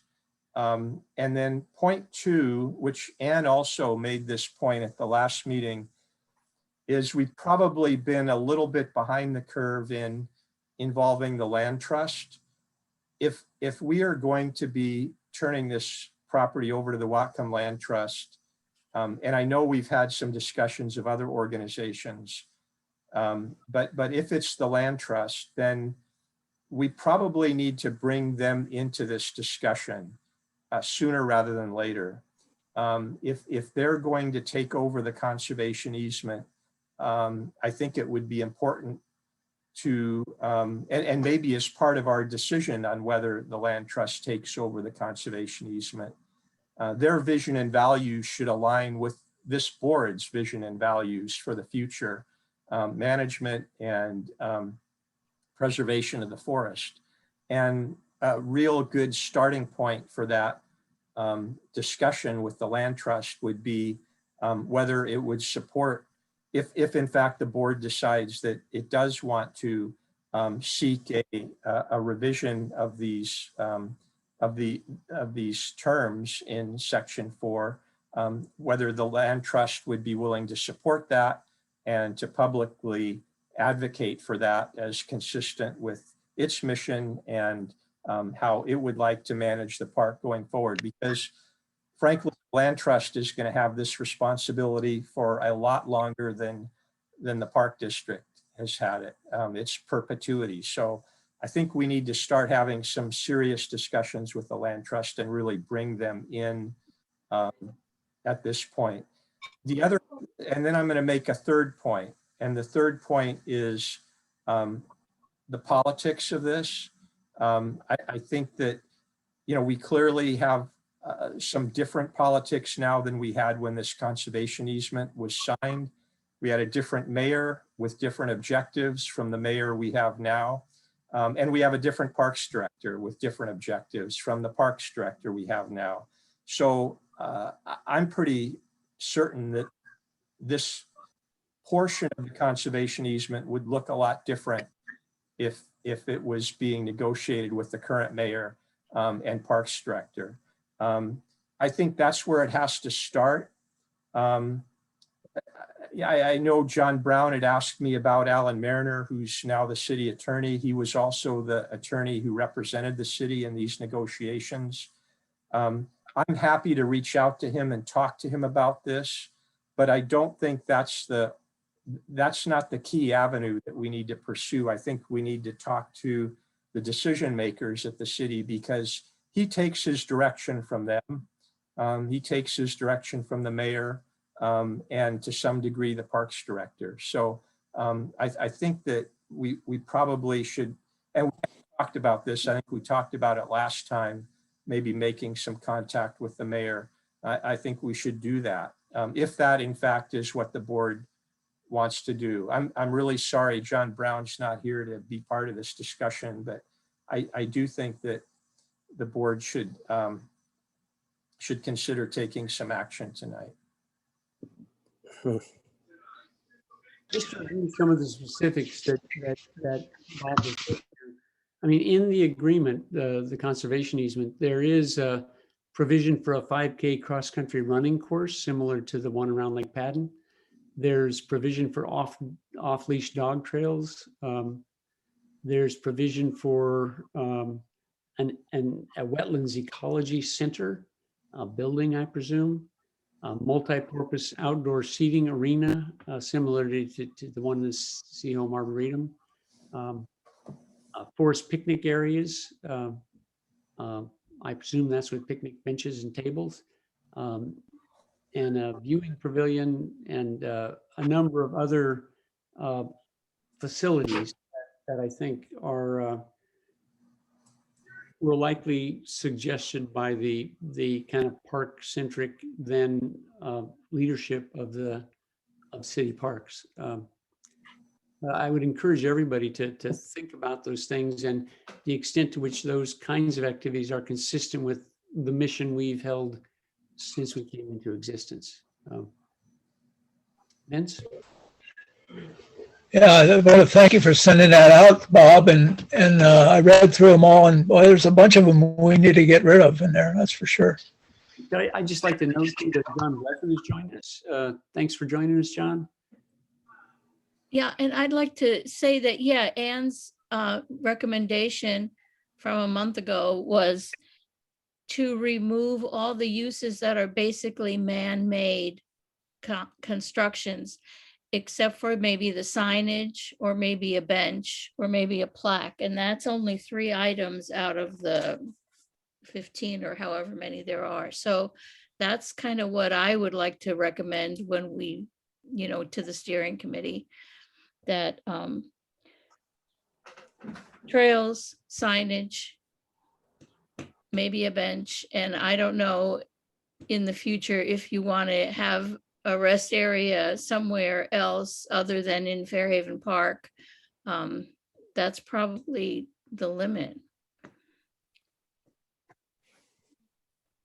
I make a recommendation Yeah, that the board or the commission form a position that we recommend removing all of those items except for trails, plaques or signage, boardwalks or bridge, wetland connection, maybe a bench or benches, but those 3 or 4, and then eliminate everything else. And that would be the position of our commission. Is that a motion? Did you mean to make that? Yeah. Do you mean to make that as a motion then, John? Sure. Okay. I'll second that. So we have a motion, a second. Let's have discussion.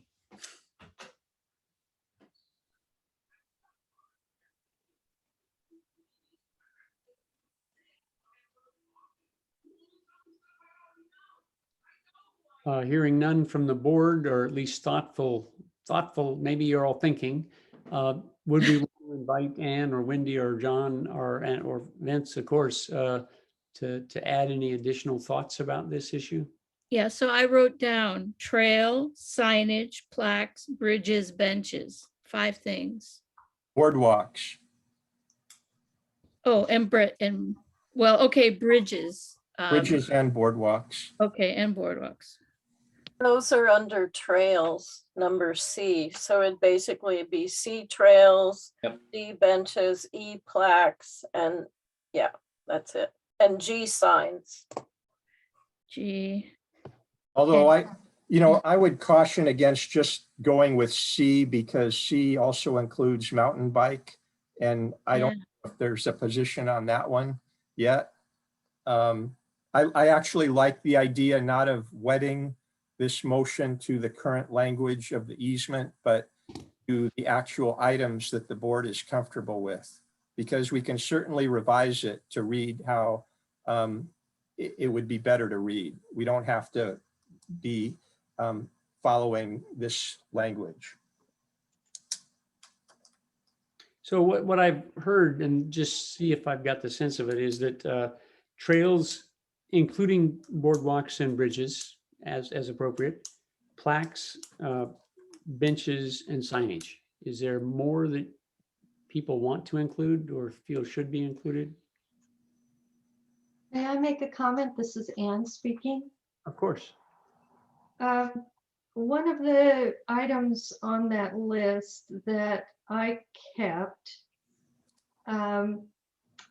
let's see, is I can't remember what number it was or what letter it was. I guess it would fall under benches, but basically a multi-bench place for students. I'm thinking when student groups come through, if it's to be used, if the area is to be used as an educational facility, an open air educational facility, it would be a nice place for the kids to be able to sit and, you know, have a discussion or whatever. To me, the quarry is a perfect location for that. Rather than try to restore that quarry location, it's small, it's sort of an amphitheater of sorts, but it would be a perfect place for these small open air classrooms to go and sit and discuss things. So that's my only addition, and that probably would fall under benches.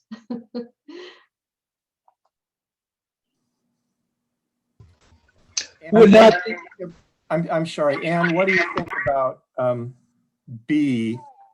And as I said, we don't have to stick with this language, but under subsection B of the current conservation easement, and this may be too much, which is what you're saying, but it says facilities and access for on-site education or research related to objectives and purposes of the easement. I would be cautious about the word facilities. I really, that has such a broad meaning. What if that was stricken and we just said access for on-site education or research? Yes, that would be fine. The other thing that just occurred to me that I wrote in the letter to you as a group following the last meeting was the suggestion to align a purpose with that of the conservation easement on that the Whatcom Land Trust holds. I'm not stating this very articulately. The conservation easement for the adjacent property has language in it that is similar to what you are talking about right now in terms of restrictive uses or allowed uses. And it may be useful to look at that. I don't know, Bob, if you have that available. I might, and if I don't have it handy, I can get it. But yeah, I think that's a good idea to align the language with the easements. And maybe we can do, you know, maybe there's language in that easement that we don't like also. So rather than say it has to mirror the existing one, I think maybe we should take the counsel that we review it and consider trying to make the two easements compatible. Yes, I think that would be a very wise approach. And that way, when the Whatcom Land Trust, assuming that they become the sponsoring organization of the conservation easement, or your successor, that way it'd be much easier and consistent for them to manage both properties over time. The item that going back just a moment, the item that I was searching for on that list of 19 was P, the small multi-purpose outdoor seating area similar to the one at Seahome Arboretum. A seating area for educational purposes would probably be the language I would use. Why can't we just leave that as benches? And exactly, it would Because just. the one in the Arboretum, which actually does no longer exist, public Okay. facilities at the university removed that because of a landslide hazard. but that was just a series of benches. Yes. So we could And- retain that just by leaving benches and not even have to worry about language about facilities or things that could be misinterpreted. Yeah, I think that's a good idea, John. Well, and can The you thing add with open the- air? Make it open air. The thing that the Northwest Recreation Group put in is kind of a long bench, and it's a place to sit down and talk to a group. So we already have something now, since this was written. You know, John Hymas has a hand up. Years ago, we talked about this, and we were thinking more along the lines of an open air little like gazebo thing similar to what's in Happy Valley neighborhood. Anyway, I just thought I'd throw that in. I would encourage us at this point just to leave it at benches, and we could expand on what that means maybe later. But if I heard, what I heard was trails, including bridges and boardwalks, benches, plaques, signage. That seems like a pretty good list to me, generally, to give a direction to the committee members. And certainly that can be fleshed out.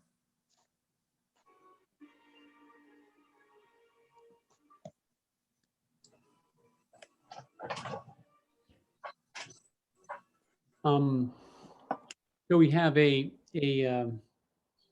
revised proposal as the official position, I believe, of this group of commissioners that's been proposed to be taken to the meeting on Friday.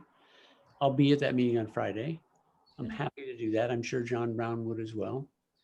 And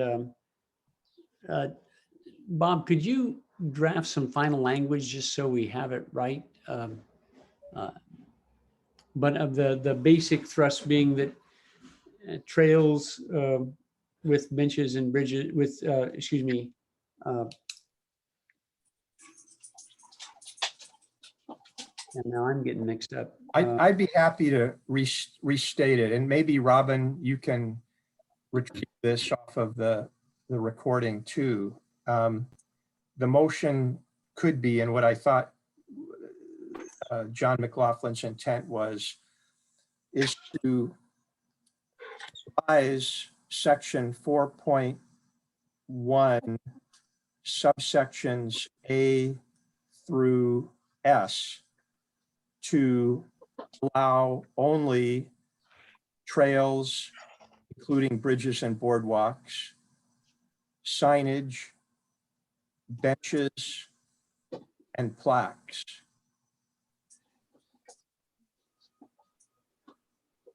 And secondly, what we could add is, and to encourage the review of the existing land trust easement on adjoining property to bring the two easements into consistency. And that our position would be to seek a revised easement along these lines. And that's actually, Bob, I mean, I had discussions and we had the land trust to one of our meetings, and one of their concerns was the complexity of that section of this agreement in terms of long-term enforcement. So I think they have already said that they would favor simplification of that agreement, and it would likely decrease perhaps the amount of money we even had to set aside to defend the easement should they agree to take it on, if it were considerably simpler. That's a great point. Their review saw the same issues that we're seeing, and that is that there's a lot in there that's ambiguous otherwise, very ambiguous. And I think that the consistency with the adjacent property where they already hold the easement is a desirable thing as well. So trails, benches, signage, and plaques, that's what we're taking forward. Yes, Vince? Well, there's benches along the trail here and there, but also there's the benches for the educational center that Ann suggests in the quarry. So maybe Ann's suggestion should be in addition to the simple benches thing. No, What we could do that. What I'm saying, Vince, is benches would include benches for other, it doesn't just have to be one bench sitting by the trail. It could be benches together for educational purposes. But I have no problem with adding that additional clarification. I just think it'd be easier to understand. Yeah. I wrote up what Bob said, and it's in the chat if you all want to look at that. Oh.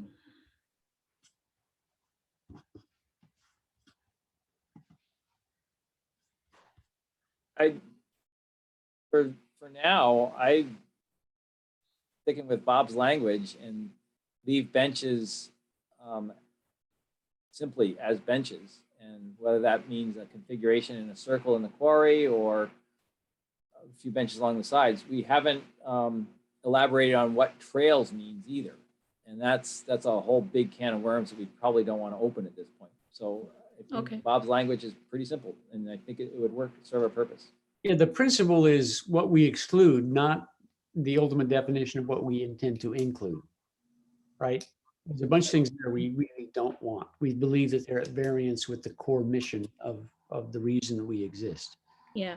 Right. Well, and one other thing that'll come up is a covering, like a rain shelter. Do we want to address that? It seemed like open air might in fact allow for a roof over some benches in the forest area. I don't know how specific or prescriptive you want to be, but that wouldn't seem unreasonable to me. That quarry is relatively significantly degraded. It also has great range. I can't hear you very well. Yeah. Sorry, I was just saying that I think if we said open air, having a roof over it would be probably acceptable. And that if it were done in the quarry, there's great drainage there and we could easily have something on the natural amphitheater sort of wall. My question is, do we want to be proscriptive about that and limit it to that particular area? Or is there some wisdom in trying to describe the features of that area that would limit it to that area? Could we say highly impacted or really degraded areas, or? If we want to have effectively a gazebo or something in that area, we ought to specify it, but I would recommend not. And in fact, if we're concerned about rain falling on people, that actually provides a brilliant educational opportunity. People can experience the effect of a forest. In fact, I use that in my classes and help students learn about memory in streams, where if you have a forest, then you have memory, because of the interception of precipitation by the forest. And so when it starts raining, you don't feel the rain in the forest for a while. And then when it stops raining, you continue to feel the drip falling down. I think that's a brilliant educational opportunity. If students are worried about getting wet, or a teacher's worrying about their students getting wet, they can move from the quarry into the forest, the trails in the forest. And then we don't have to worry about a roof or construction or that sort of business. Or they can bring an umbrella if they're not freaked out about. Yep. The one school that has kids in it that are all in their boots and rain gear, you see running around, inspiring, actually. I think they get a lot of quality education from those experiences. So we're sticking with no roofs. And what about the idea of directing it to the quarry area, which is impacted for the multi-bench site? That's something we want to do or steer away from, or talk about the principles? What's the consensus? We haven't specified where the benches go. Why don't we just leave it at benches?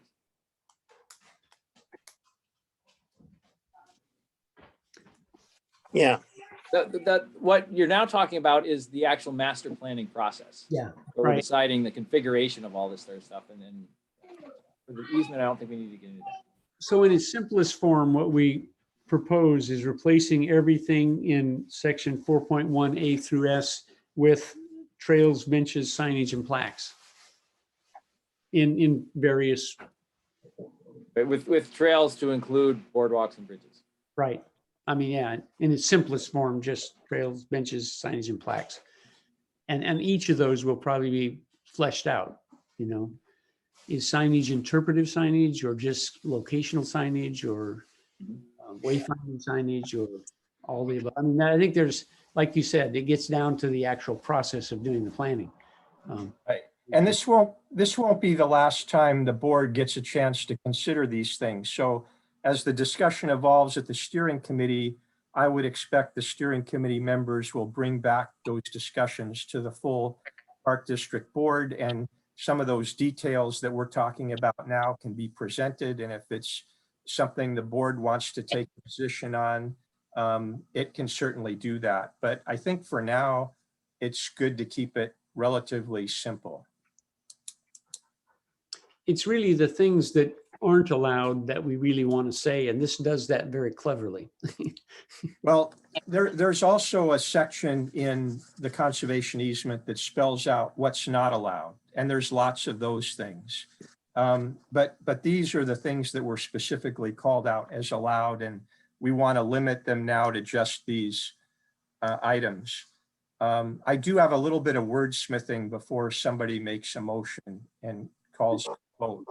The thing I would ask you to smith some, Bob, is to couch this in a broader statement about the core reason that we've raised this money and that we've engaged in this decades-long effort with respect to the core mission of what we're about. Because I think that's the context in which this effort needs to be understood, is that it's really the larger issue of preserving the ecologic integrity of this place that is our main duty. That makes sense? It does. It's going to make for a long motion, but If we come with it written down, it'll be easier. I mean, I'm trying to get it down so we could get it done tonight and you can have a vote on it Okay. and Make it simple take right it now. and take it to the meeting on Friday. And so let me try a little bit of wordsmithing Yeah. to accomplish part of what you're saying. So Robin, maybe you could add at the preface, to better achieve the purpose of the Park District and the preservation of the Chuckanut Community Forest, and then continue on to say revise section 4.1, the way you have it now, subsections A through S. Could you repeat that for me? I sort of got No, caught in Robin, the I middle can't. and I didn't really get it. I don't think I can. No. I'll To better try. achieve the, To better achieve the purpose of the Park District That's it. and I would say, and the perpetual preservation of the Chuckanut Community Forest. Revise section 4.1.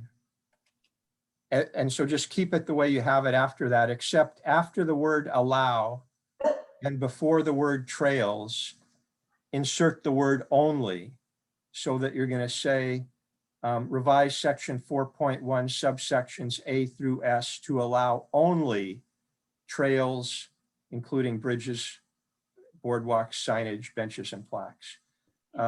So that by saying we're allowing it, that doesn't mean there's other things. It's allow only those things. Yeah. And then the second sentence, to encourage a review of the existing land trust easement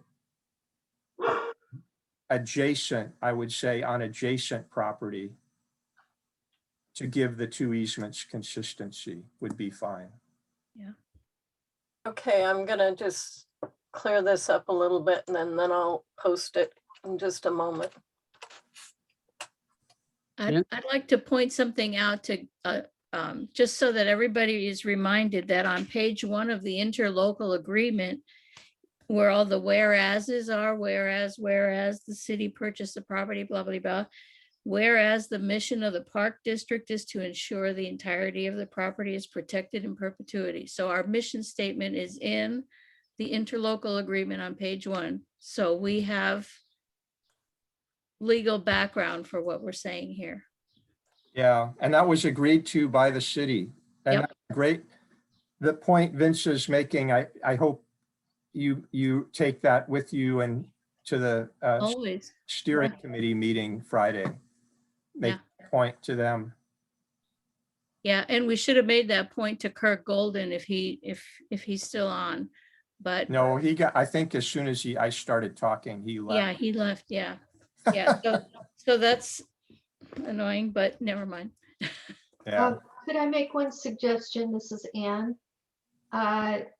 Let's see. Just to be clear, revise section 4.1 subsection blah, blah, blah of the conservation easement. Just add the conservation easement. So it's. I think that's a good comment. Robin, can you, after A through S, can you add of conservation easement? Yes.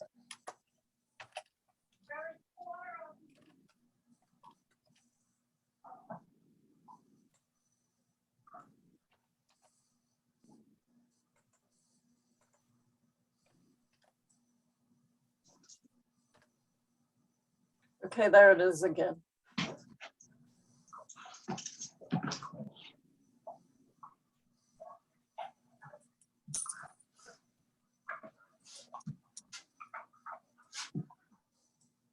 Vince, where is that language that you referred to in is it?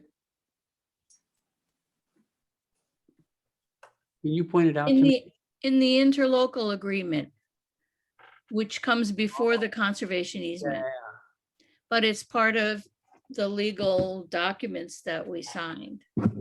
Right. Yeah, so I can read it again. It's one of the recitals. It says, as the mission of the park district is to ensure the entirety of the property is protected in perpetuity and public ownership with respect to its ecological, recreational, and educational functions. Which is what we read every day at the beginning. Yeah, it is. It's taken directly from our mission. Yeah, yeah. And we had the mission when we negotiated the interlocal agreement, as Vince so well knows. That was the first thing the board did back then. Yeah. Yeah. Have a public hearing to determine the mission statement. Right. Yep.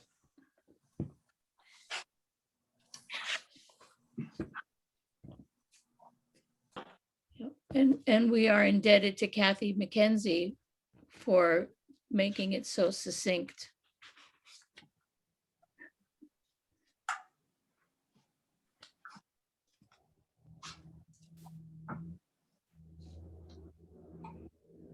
So Robin I might capitalize conservation easement. Robin.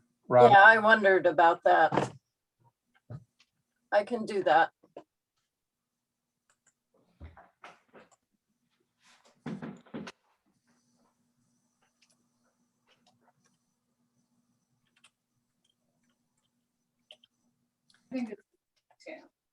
I think this is close enough myself to give direction to the board members going to the steering committee and as to what the board's position is. And again, it can be, the board's position can be refined as we go through the process. I can email this out to everybody too, so you have it.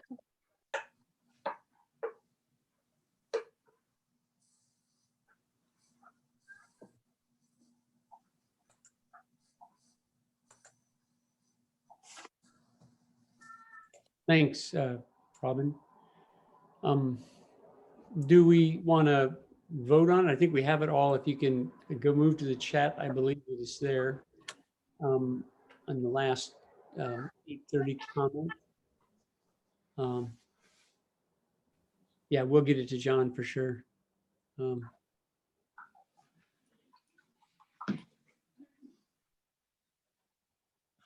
So it sounds like we got a well-formed idea. Do we want to vote on it then now? Does somebody want to move that we adopt this formally? I think we've already moved and seconded. This has been the discussion. Discussion and clarification. Yeah, that's true. Thank you, John. So it's been moved, seconded, and clarified. Shall we call the question and all those in favor? So all those in favor of approving this with our official position, please signify by raising your hand. Aye. Aye. Raising your hand, it passes unanimously. I guess I had one more issue, and I know you may or may not agree. I think we're at a significant disadvantage in working with the city in that they have a number of full-time staff, paid staff working on this issue. They are proposing things that I don't know. I'm willing to accept as factual, but I have doubts about. I mean, for example, the $25,000, they seem quite certain that's all it takes. But that was the amount they had when they wanted to do one for Fairhaven Park and this parcel. It seems like a somewhat arbitrary number, and it falls short of the estimates I've heard other knowledgeable people bring forward. And I think in our discussions with Ann, and she's still here, and if she chooses, she can speak up, but I think we would do well to have some independent experts advising us about this, so that our issues that we take forward to the city are founded on more than just our opinions, and have some science and thoughtful commentary on both the cost of this effort and the adequacy of that funding. And also, we need to think seriously about the not just the idea of what we want, but the practicality of how likely it's going to be that it will actually be funded by the city. The things that would even bring about the much reduced goals that we have, those are very substantial costs. And there may be grant money for it, and there may not be. I think what we're seriously have to wrestle with is the extent to which we want to trust this once we're gone to actually continue on in a way that does in fact meet the mission. I would be a lot more comfortable if we had some expert opinion involved in this than just what we think casually in our meetings and in our representation on these boards.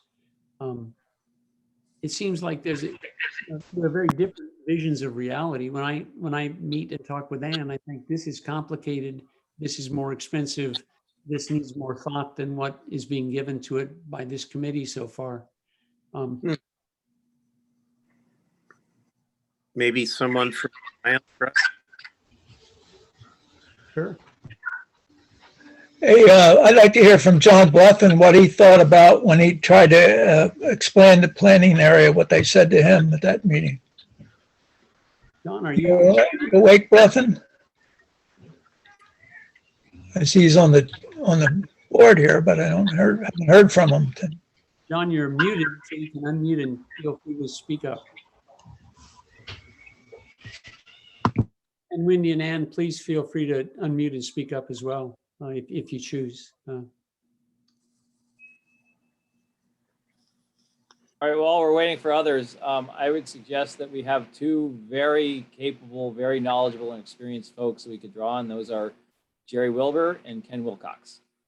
They're local, they know the area, they have a lot of experience in this very endeavor.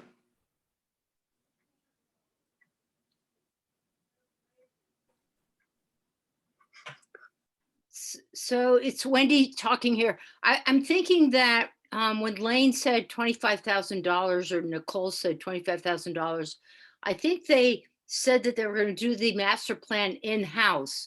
And so they were trusting Lane to be the professional planner to make the plan. And I believe, I don't know, Vince, if you remember this from last meeting, but I believe the 25,000 was for extra help. So if we wanted to, add in a trail planner or some other specialty, I think we could ask for that. But I do believe that they're putting all of Lane's time. They're not counting her time in that $25,000.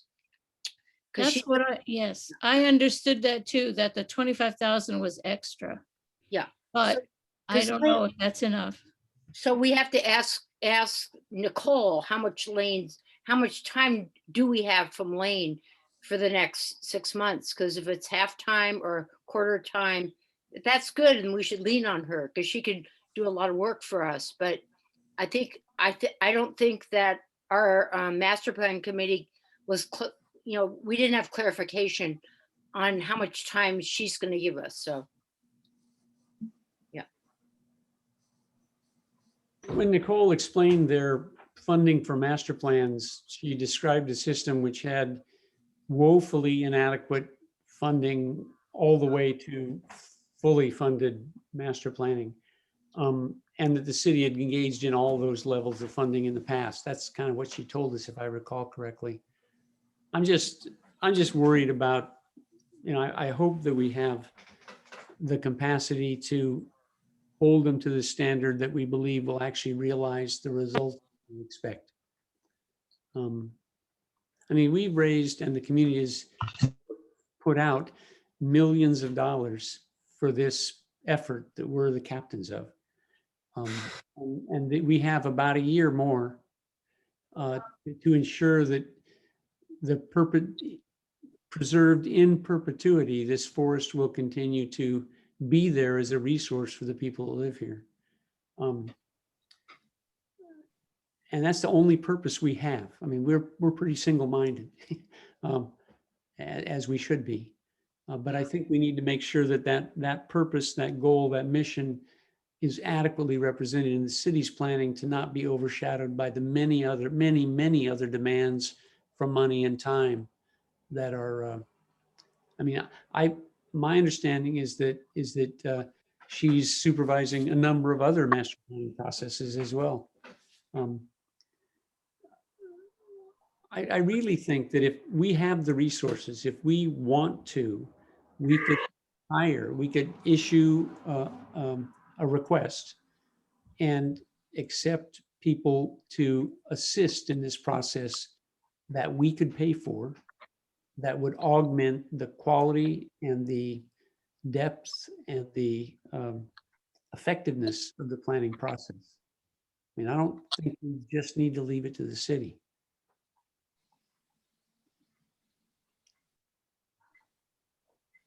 So likewise with funding, if there's things that they can't afford to do, we need to think about that now. And if we can identify those things and we can allocate the funds that we already have for those purposes, it's my view, we should be thinking about that now.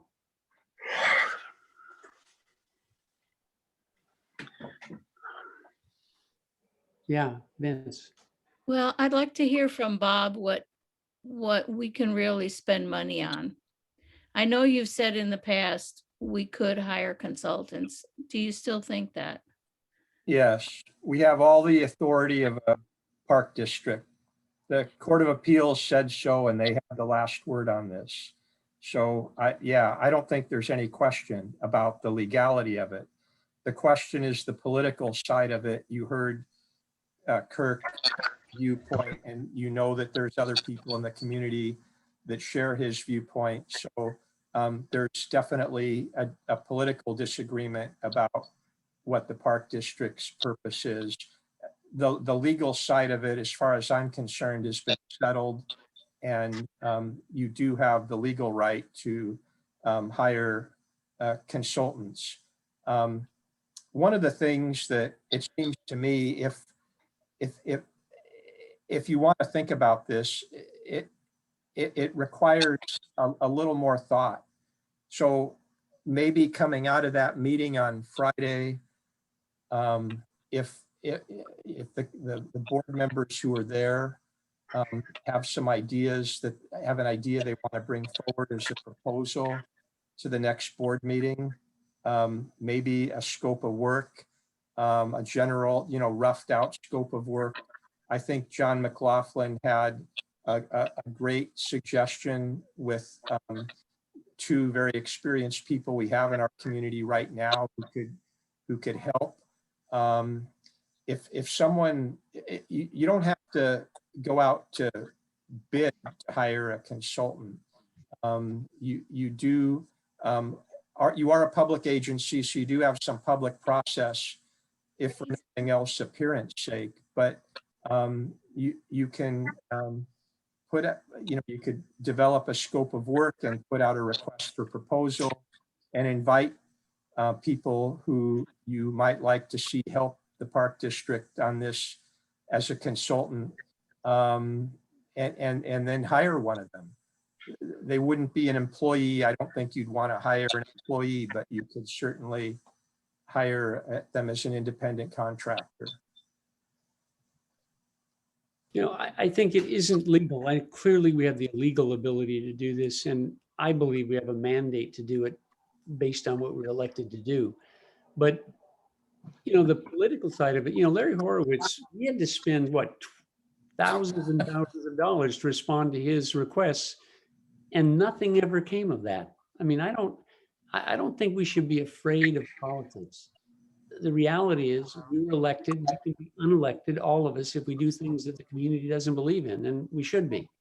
But my own personal belief is that the community put up the millions of dollars to get this conservation easement with a specific purpose, and that was to preserve this land in perpetuity. I don't believe the city's on the same page that we're on, honestly, in terms of that action. And I believe that we need additional technical expertise to continue to give us the facts and the information we need to make wise choices. That's just my belief. I mean, and I don't think we should shy away from taking that on. And I'm honestly fearful that it will get developed as a park, much like other parks, unless we are proactive in doing the things like what we're going to do at the next meeting, the action that's been taken tonight. But I think we're going to have to follow that up with more than just generality. We're going to have to actually have very specific information if we expect to get the preservation that I think is expected of us in our mission statement. John, you raised your hand. Speak up. Yeah, I can't. I'm having communication problems, but I wanted to say that I thought the first meeting that we had went well. Can you hear me? Yes, we can. Okay. And I think that you have by and large, a sympathetic group of people. We did expand the study area, my understanding, from Old Samish to the freeway to north, which basically includes the other properties. I mean, that was what we came to as an agreement. That was my understanding. I think it really is important to identify the 100-acre woods, and I think pare down in terms of the list of permitted uses, and that some of those uses could happen in other pieces of that property and might be more appropriate. Personally, I want to see it as a forest, and as pristine as we can keep it. And we had really good support for that at that group. So I think the relevancy of talking about of what's permitted in the 100-acre woods is really a good discussion to have. And I think that needs to be broadened as we look at the whole project. In terms of money, I don't know what to say about money. That 25,000 isn't enough. And I think holding the city's feet to the fire in terms of making sure that the trails are improved and some of the other amenities, basic amenities like trails, are cared for carefully because the city really understands parks and they understand recreation, but this whole forest open space concept is alien to these people.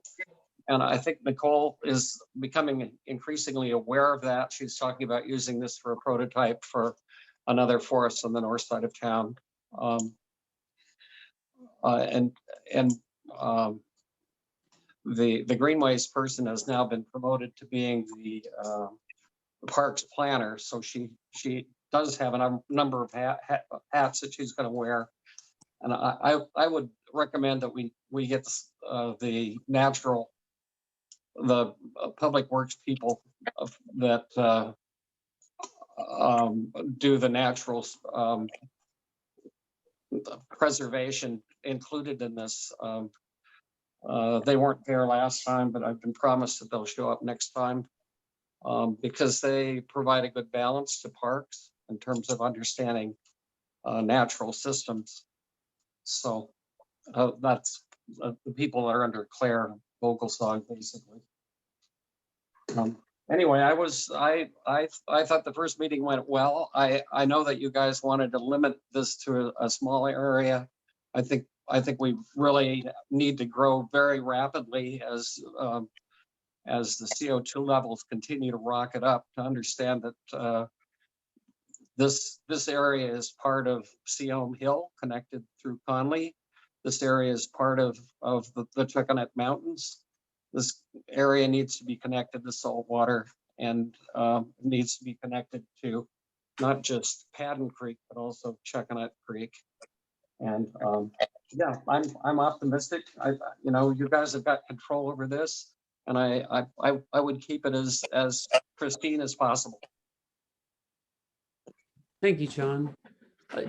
Clarify for me, Vince, you were there, and John, but I thought it had been specifically restricted to the 100-acre wood and the 20 acres adjacent to it that the land trust has a conservation easement on. I didn't think it was the larger area. No, it's not going to be the larger area, but Nicole did agree, and people on the committee agreed to at least include the 100, at least include our 100-acre wood as part of the 111 acres that were rezoned together. And I just emailed Lane, I don't know, about an hour ago, when we were first talking about this, to ask her to bring to the meeting on Friday morning, or before that, tomorrow, the map that shows exactly what we're talking about. But she also emailed the agenda after she got off our meeting at 7:37 tonight. The draft agenda is conservation easement. How will the uses be identified by the boundary? So boundary. Item number 3, boundary. Number 2, site visit debrief. Number 4, what the press release should say. And number 5, setting up upcoming meeting schedules. So that's the agenda for this Friday. So boundary. It seems like, John, I'm very sympathetic to what you're saying. I think it does need to be understood in a larger context. I just wonder how much resource there is for detailed planning about those things. And yeah, Well, we were given assurances that this wouldn't be a problem, that Lane could handle it. and it's actually, the boundaries are watered down from what I proposed, but we did vote on it, Vince. And those were my understanding what the boundaries were. Yeah, we didn't sorry. include John, I don't remember exactly what was voted, and that's why I asked her for the map. I organized by maps in my brain. Perfect. There are at least 2 other master planning processes Lane's going to be running at the same time, isn't she? I mean, I thought she identified the other parcels, the 2 other major projects that are ongoing and will be, I presume, unless it's a very quick process, overlapping this. I don't know what to say. She's been promoted to the parks planner. She used to be the greenways. She used to be doing the greenways stuff. And then pretty soon she was spread out to doing other things, and now she's a park planner. They're understaffed right now. Yeah, that's my fear is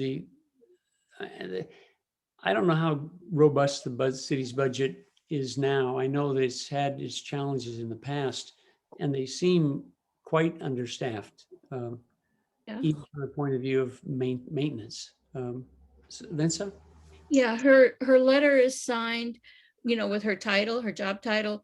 It's interim design and development manager. And earlier in the meeting tonight, she said she did say the other master planning projects that she was on. And it was, well, they were on the north side, both of them. One was, can't find that page with I'm on page 6 of taking notes, so I don't know. I would assume one would be the King Mountain Trail Network. And I don't know whether they're going to do more work in Juliana Park. I think they are. She mentioned Maple and McLeod and Bakerview. Bakerview. Yeah, that would be King Mountain. I guess the other thing is if we did have a staff version of our own that had a broader view of more consistent with our view, I think, of preservation and restoration. I mean, most parks are not about restoration, and even preservation is not a view of the park. It's human use. I think we need to take a much broader view. And when I listen to what Anne has to say to us each time she speaks to us, this is a unique opportunity that we can lose if we don't aggressively manage these issues. There's a lot that needs to be preserved and restored at the beginning. And it's just, I think I would hope that we could get some expertise, whether it's Jerry or Ken or Ann or whoever it is, either voluntary or paid. I think we need to do everything we can to ensure that that mission is protected and promoted within this process, and not run by a view that it's parks. We can also think a little bigger and think of appeal to the mayor and city council with some of the ideas that we've talked about before, where this place offers opportunity to mitigate climate change impacts, right? So if we do maintain the protected status of the forest and all the water that drains down into wetland JJ and then ultimately the Hogue Creek and Chuckanut Creek, that's helping to mitigate impacts of climate change. It could be a model project for the city to do something that it hasn't been doing much with mitigating climate change yet. Aside from talking about the built environment. But if we're talking about mitigating impacts of climate change on the natural environment that are all coming at us, this would be a way where we can really think big and attract the attention and the support of political leaders. Not many cities have a community forest. And the ones that do are exceptional. Vancouver, Stanley Park, even Tacoma with their very substantial reserve within the city limits. There are exceptional places that have done an exceptional job. We should be one of them.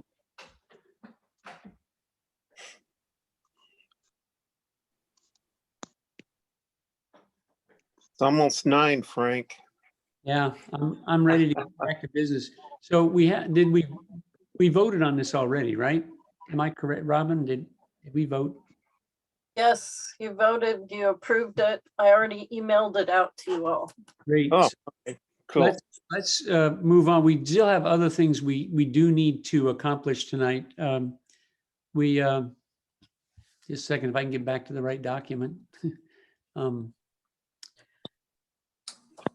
I just wanted to say that the notice about the annual corporation filing. Right, that's the thing, yep. That's just a notice to you guys. It's a thing that happens every year and I'll just do it. It'll probably get done before the next meeting. Thank you, Robin. Thank you. So that's a item of information done. And then the monthly expenses and cash flow sheets, petty cash, $2,789, which I think is within the range that we've set to try to achieve.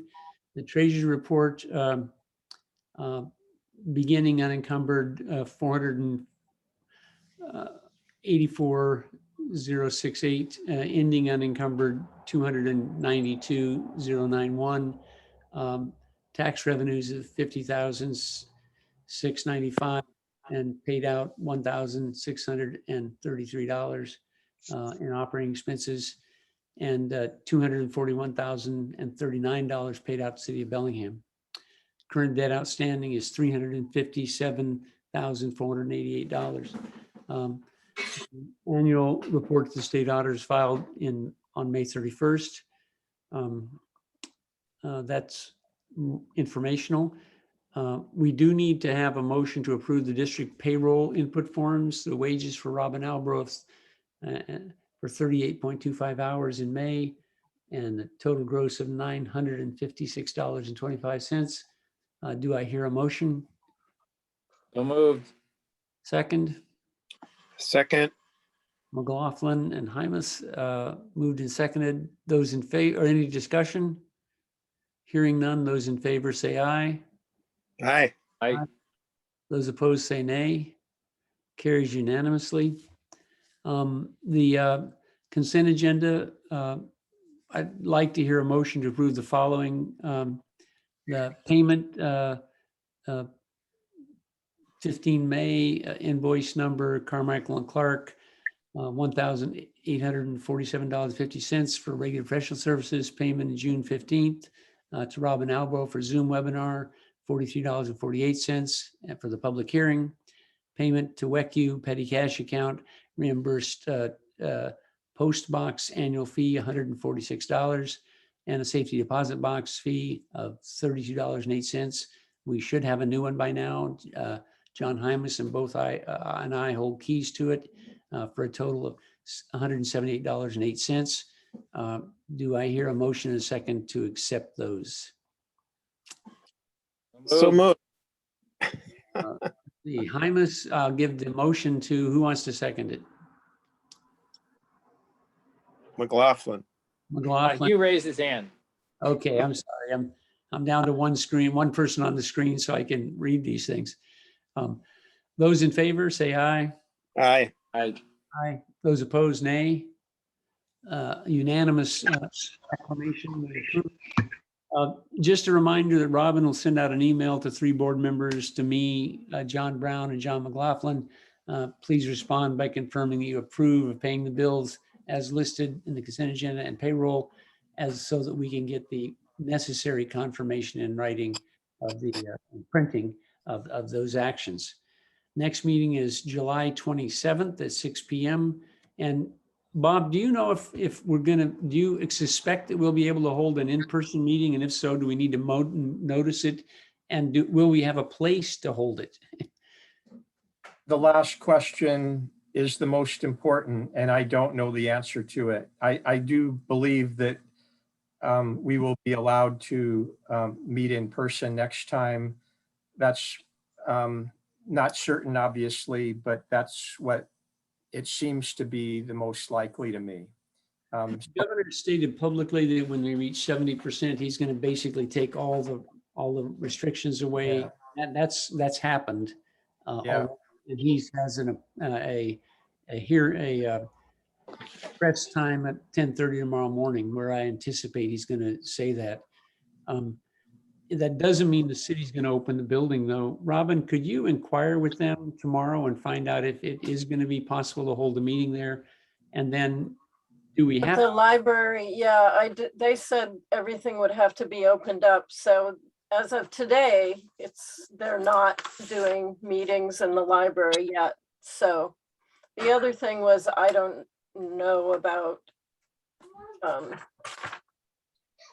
Annalise, if she was planning on doing it online or in person, and it is more complicated if we're gonna send it out to people via Zoom at the same time. I could work on that if you guys want to make that a priority for the next meeting, so. Love to hear people's thoughts about that. Bob, do you have any thoughts at all more and on the technical side? I Probably. don't know the technical side. I would listen to Robin. I know Robin voiced some trepidation about doing this meeting as a hybrid, but that was perhaps because of the public hearing. So if, We could certainly try it, and I can talk to Annalise and see if she's still willing to come at that. yeah. I think the most important thing is to figure out if we have a place to meet. Yeah, Hey, Bob, speaking of meetings, I just wanted to give you a little feedback on your professional services. The third line down, it says review agenda, board meetings, minutes, and other documents ahead of the weekly board meeting. So you should change that to monthly. That's a mistake. Sorry, Yeah. I don't know how that got through. That's all right. so I just need some direction from you guys on what you want me to do. Look for a place and then let you know if we do have a place. Do you want to have it in person? Yeah.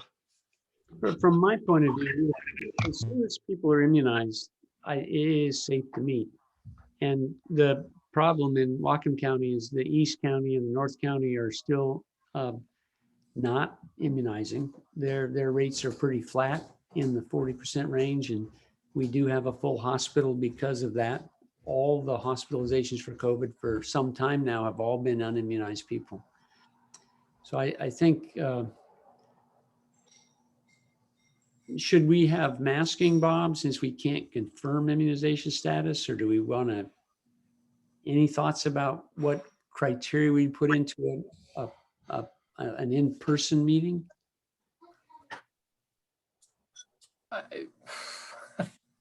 Why don't we hold off for another month?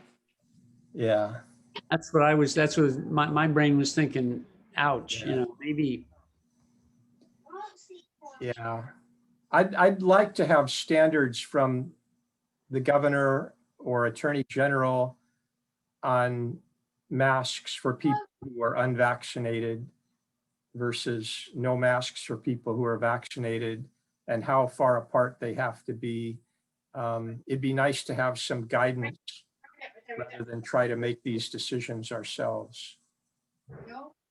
The interesting thing, masks really protect other people, not the wearer. The fundamental purpose of a mask is to protect other people. It's source containment. So unless they're an N95 respirator, they're not going to function to adequately protect the person wearing them. And so it's a hard thing, there's an appearance that they protect the person wearing them, and they do a little bit, but the real protection is everybody's got to wear them. So if we're going to have masks, I would personally prefer that everybody wear them. They make it really muffled and hard to hear, though. It really is a problem with hearing, and especially with some of our elder citizens, they might not be able to hear adequately, which would be a barrier, I think. Plus, Maybe if we're, sorry. I was going to say maybe it does make sense to go ahead and plan on an online meeting for next meeting, and then hopefully in the ensuing month to get some clarity. It's unfortunate the governor's making his announcement tomorrow. What's the duration? Well, how long before the meeting do we have to notice it though, Bob? It isn't, we don't have to decide that tonight, do we? No, I think we said 10 days prior notice. Yeah.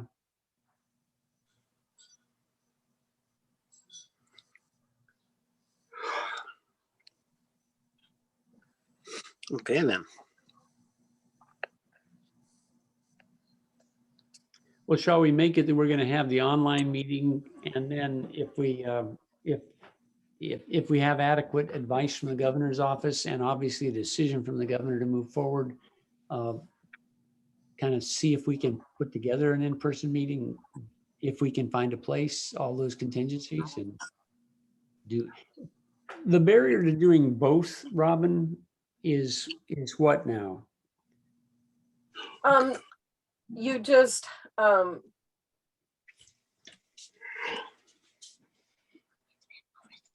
doing both not in a public hearing probably wouldn't be too complicated.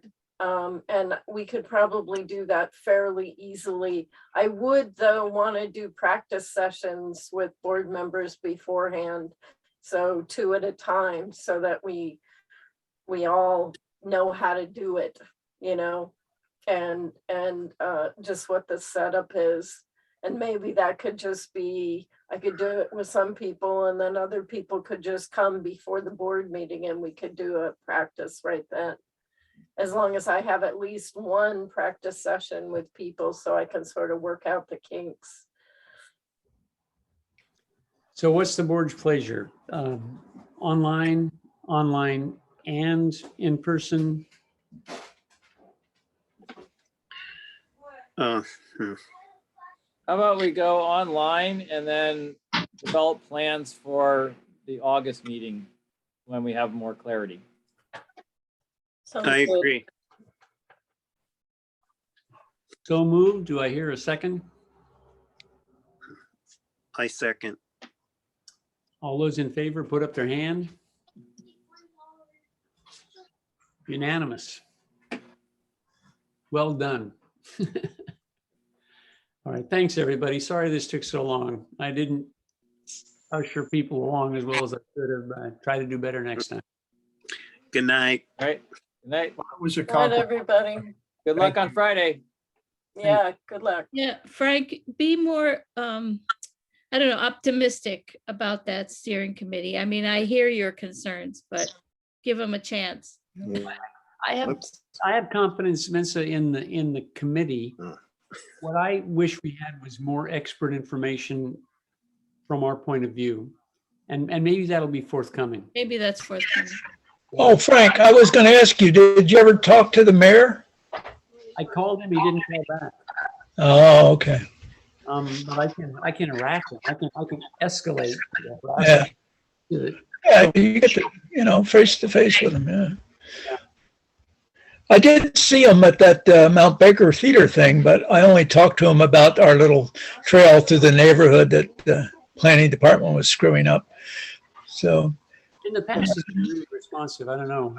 I'll give it another try. I still have had 3 days off in 16 months. I'm surprised my brain isn't working as well as it used to work. I mean, I'm not. Yeah. I need to leave for a week before I'm fully functional again. It's really, I mean, all joking aside, it's a serious. There's